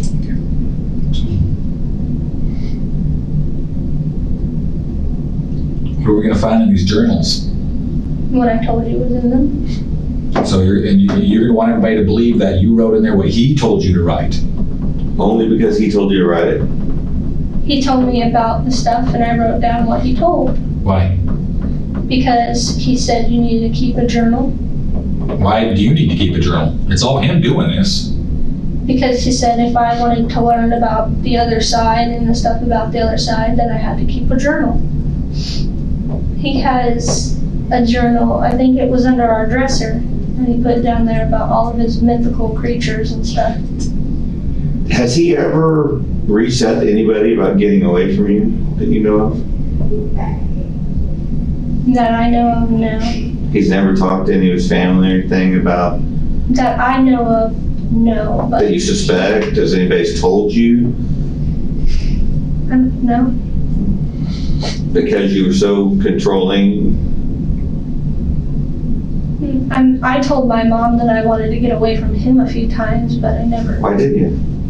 Because not a lot of He's so people pretty. like me, and I have abandonment issues, and I don't do very well on my own.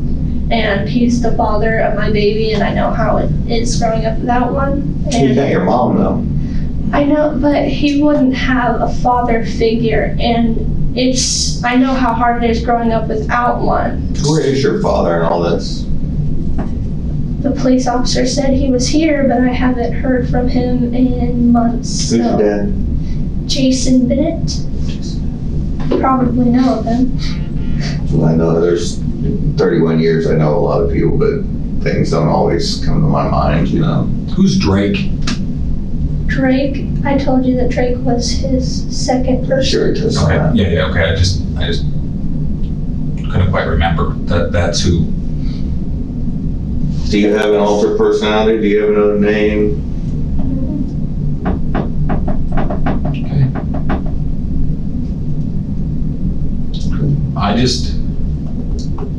Is there anything else that you remember that we need to know? No, I told you. Went to the gas station. Is it a possibility that you might have cut her or stabbed her and not remembered?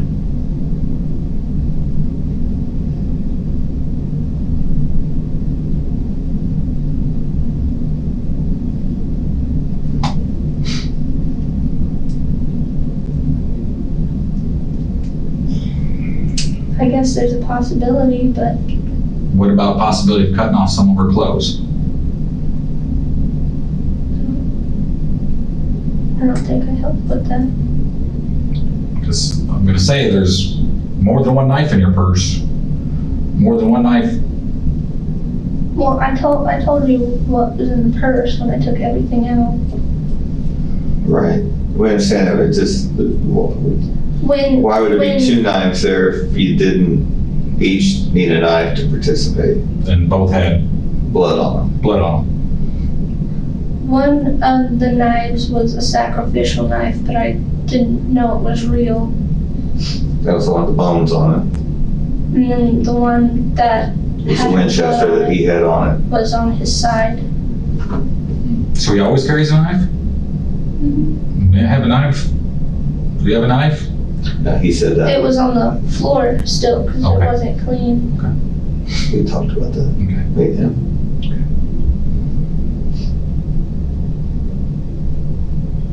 Anything else? Um, What do you think, I mean, you guys are involved in this. Kaytlin's dead. What do you think the appropriate punishment would be for you two? Separately, tell me what you think each of you should get.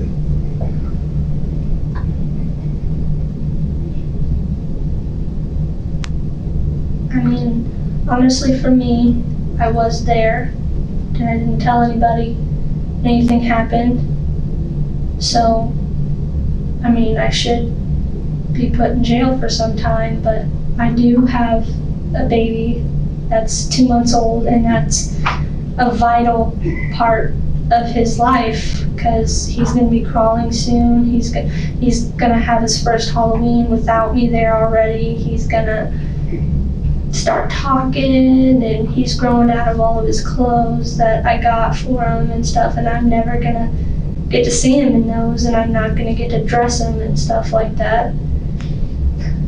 And I'm not sure the punishments that are given out because I've never gotten in Tell trouble me what do you before. think is appropriate. You said you should go to jail, but for how long?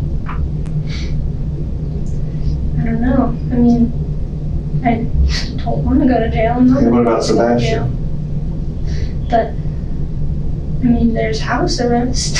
But What about Sebastian? I mean, I still love him. I mean, I don't want him to be punished, but we should both go to jail. For how long should Sebastian get? I don't know how long is. Do you think you think that there's possibility this could happen again? I don't think so.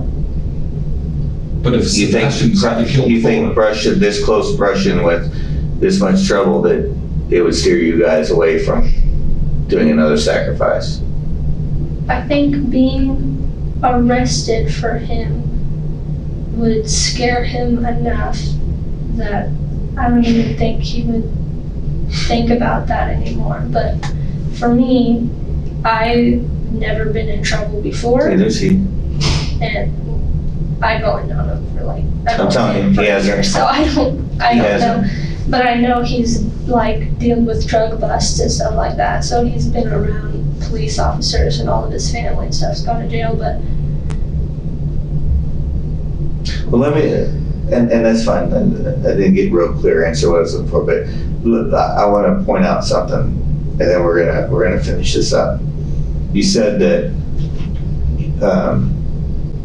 Siler is growing up. He's going to be crawling. You won't get to see that. You won't get to hold him. You won't get to change his clothes, see the clothes he's growing out of. I would leave you with this. Kaytlin will never have a baby. Her parents will never see her get any older. Her friends will never see her grandparents.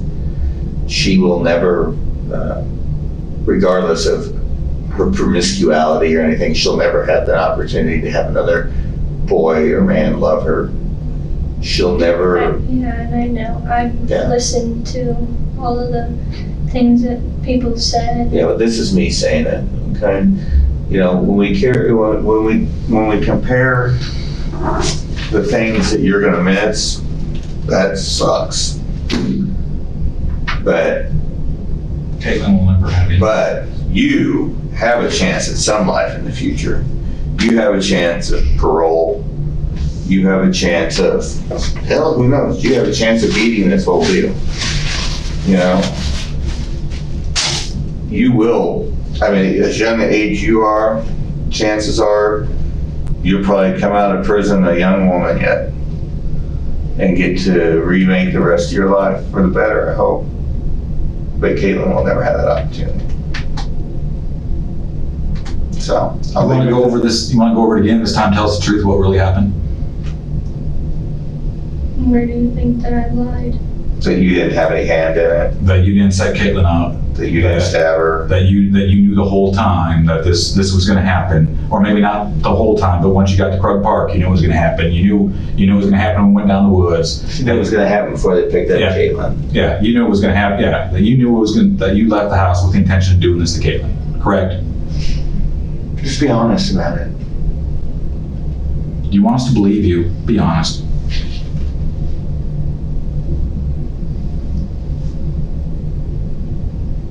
Some parts of what you said are true, but some parts aren't. What's Okay, true? let's hear the truth. And let's get it out. With me saying this, I'm going to jail for the rest of my life, and you know this. No, No. that's not true. Yes, you Okay, know. First Go off, ahead. second-degree murder doesn't carry a life sentence, but go ahead. Well, we were Sebastian. Okay, Just be honest. I'm trying to think where to start.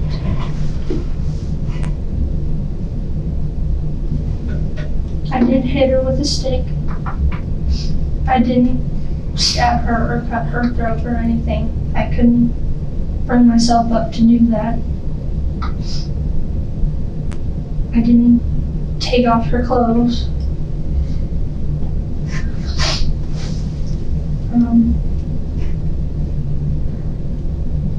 Sebastian said that towards the end of the year, he has to have two sacrifices, or else he gets dragged down to hell and he gets nothing. So he said that he needed to find somebody. And we weren't talking about actually like killing people and doing stuff like that. Like that was never in the question at all. He just was telling me the stuff that he's done in his past life and stuff. And he told me that he talked to his people that he follows and has deals with or whatever. And he told me that they were getting angry and that nothing was working because they were promised a sacrifice by the end of the year and they didn't get it. So they were angry. So that's why we were all like in poverty and stuff like that. They were making our lives awful. And so I messaged people that I knew hated themselves and hated their lives and kept telling me and would post on Facebook and stuff that they were miserable and that they didn't want to be here anymore because that's just, it made me feel a little bit better because Sebastian said that the souls are worth more when you know somebody, when you know them. And I told him that he had like this little girl, I don't know how old she is or anything, and I said, you have that, and she said, because he doesn't really, I mean, he cares for his daughter, but he hasn't seen her, so he doesn't really know anything about So her. you're talking about Doesn't know. sacrificing his daughter. Well, I was giving him options because he was getting desperate and was talking about just going out and stabbing the first person he saw. And I told him that that's not a good idea. And then I told him that that was an option because he doesn't have any connection to her. He doesn't really have any feelings for her. And he said that children's souls were worth nothing. How would you have got her away from her mom? I don't know. I was just saying stuff. And he said that children's souls have there's nothing. There's no words. point. And he said that he talked to these people and they want somebody younger. I don't know why I didn't ask. They said they wanted someone between the age of 15 and like 18. And I told him that that was impossible because I wasn't going to help with that. And I told him that it was not that many people like that go out because I was thinking about getting like a drug dealer or something, or someone who like had their life and did nothing with it. And so they bumped up the age to 20, but no older than 20 is what he said. So then while I was at work, he kept messaging me. It was like, when are we gonna do this? How are we gonna do this? And I told him that I didn't know. He said that we could do it in the basement or something like that. And I told him that there's no way in the basement, and my mom's there, my son's there. I didn't want to do that. And then he told me that he had to do it. And then I messaged people that like wanted their life to be over, or that they've tried to end their life anyway. And then she was the one that messaged me. And then the part about going to the park and stuff like that, and why we were going to the park, that part was true, is the reason why, like the rumors and stuff, that part was true. And then when I got off work, like I said, I asked my mom to go to the movies and stuff like that, and then we left. I didn't see him pick a purse, that part was true. And then we went and smoked, we had fun, it wasn't our intention to kill her at the park. We were looking for some place to go because we didn't know where to go. And then we started talking to her, and I took the picture of the sign and told her that she had memories of hanging out with us. And then we shared food. And then the part about going to the park was true, that she didn't see anything. And so she wanted to go to the park, so we went to the other one. And then he had the purse out with his tea in it. So then You knew at that time. yeah. You knew at that time when you got done going to the bathroom that something was going to happen. Right? Yeah, and then everything else was true. We were just walking around. We didn't know what to do. She knew that she had to be home by 1. We knew that. And then like everything else besides that, I told you were true. And then we were in the trails. That part was true. Going left or right, that part was true, taking turns. And then when we got to the top of the hill, Sebastian sat down next to me and said that it has to happen soon. And that he didn't know how we were going to do it, but it has to happen soon. And then when we crossed over to the other side of the creek, he looked at me and said, "We're almost out of time." So then he gave me, we're looking for walking sticks and stuff like that, and I didn't find one, but I guess that's when he picked up his stick or whatever, and he handed it to me and said that we have to hit her now. And then How's she not hearing this? I don't know. She wasn't scared or anything. Okay, so go ahead, I'm sorry, I didn't mean to interrupt. So he gives you the stick. I thought when we crossed the other side that we weren't actually gonna do it, that we were just gonna leave and we were gonna take her home because we were almost out of there. And then he gave me the stick and told me that I had to hit her. And he told me that I had to hit her because if I told, I would go to jail anyway because I was there and I helped.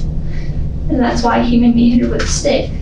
So I hit her with a stick. I don't know where I hit her. I just know that I hit her and she didn't fall. Because like I said, I had my eyes closed when I hit her. And then everything after that happened was true. And he told me to stab her and he told me to say it, but I couldn't do it. And I don't think that I stabbed her. We went over what happened like 2 days afterwards because he said, what do you remember that happened? And I told him and he says, you remember some minor things, but you're missing a lot of major details. And he never told me what else happened. What I told you is what I remember happening. What did the gloves, so you had your gloves on. When did you put the gloves on? When I had gloves, I don't remember when I got the gloves, but he told me we didn't want blood on me, so then I had gloves on. And then whenever he said he was going to set the thing on fire, he said to get rid of the gloves and then put them in the trash. You obviously did some because you did have blood on the gloves. I don't remember there being blood on the gloves. What did Kaytlin say? What I told you, she said. What did she had to say something? Just help me, help me? She said, when I hit her with the stick, she said, what the fuck, man? Like, she didn't know. Where'd you hit her at? I don't know. Head? Body? I had my eyes closed when I saw the stick. How big is it? It was short. I don't know. You had to get close to her. Yeah, I was right. We were walking. Did it like, knock her down? No. So She just turned around. That's all she did, was turned around and said, what the fuck? And then Sebastian ran at her and knocked her to the ground. then what is she saying? He started choking her and she didn't say anything. And then I was standing there just looking at them and she was like clawing at his arms and said, and she was saying, help, I can't breathe, please help me, I can't breathe. And he said, can you help me? And I just stood there. And then the rest of what happened was true. So it was basically the first one who answered your message that went with you was going to be. And I didn't know that she had so many people that cared about her. So what you find is when people die, people come out of the woodwork. So. And I thought the reason that she lived with her grandparents was because her parents left her. And I thought that no one cared about her because that's what she always said. And that's what you thought about the other ones too, but like Detective Oggle said, the first person who would have went with you would have been the person, and she's just the one that went. Yes. Did this Haley Mooney actually say what you said she said? Yes. What was the plan for the next victim? That was the end of the year. That's all we had to do. And after that, I was thinking about leaving Sebastian anyway. You can look at the messages from Facebook. In my phone, his name is Sexy Mofo. But I told him that I thought that everything he told me was just made up and that he just made me kill someone just for the fun of it. He said, you put that in messages to him? And so, but you left the house, when you left the house to go pick her up, you knew there was a real good chance she was going to die. Yeah, but I didn't know he was actually going to do it. But you were pretty certain that she could die. There was a possibility. Okay. I wasn't certain it was going to happen. So you took gloves in your purse. No, he put everything in the purse. What about the syringe? When I was talking to Mom. But Yeah. you knew that. But you I knew didn't that. know what was in the purse until he told me to get the paper out. I got the paper out. But he told you that When he did you get put the gloves on? You put the I gloves. don't know. But like I said, the fact, and that's fine. I appreciate you becoming a lot more honest about it. I can believe a lot more of that story.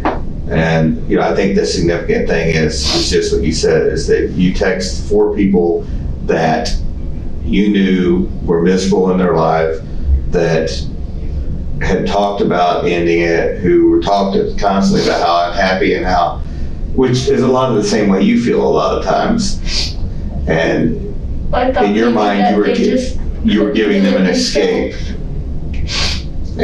But you knew at that point, Whoever answered.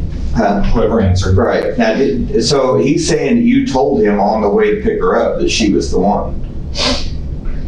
I told him that I found someone that he could use and that he That he didn't could sacrifice. and that he didn't have to go out and just find somebody and kill somebody.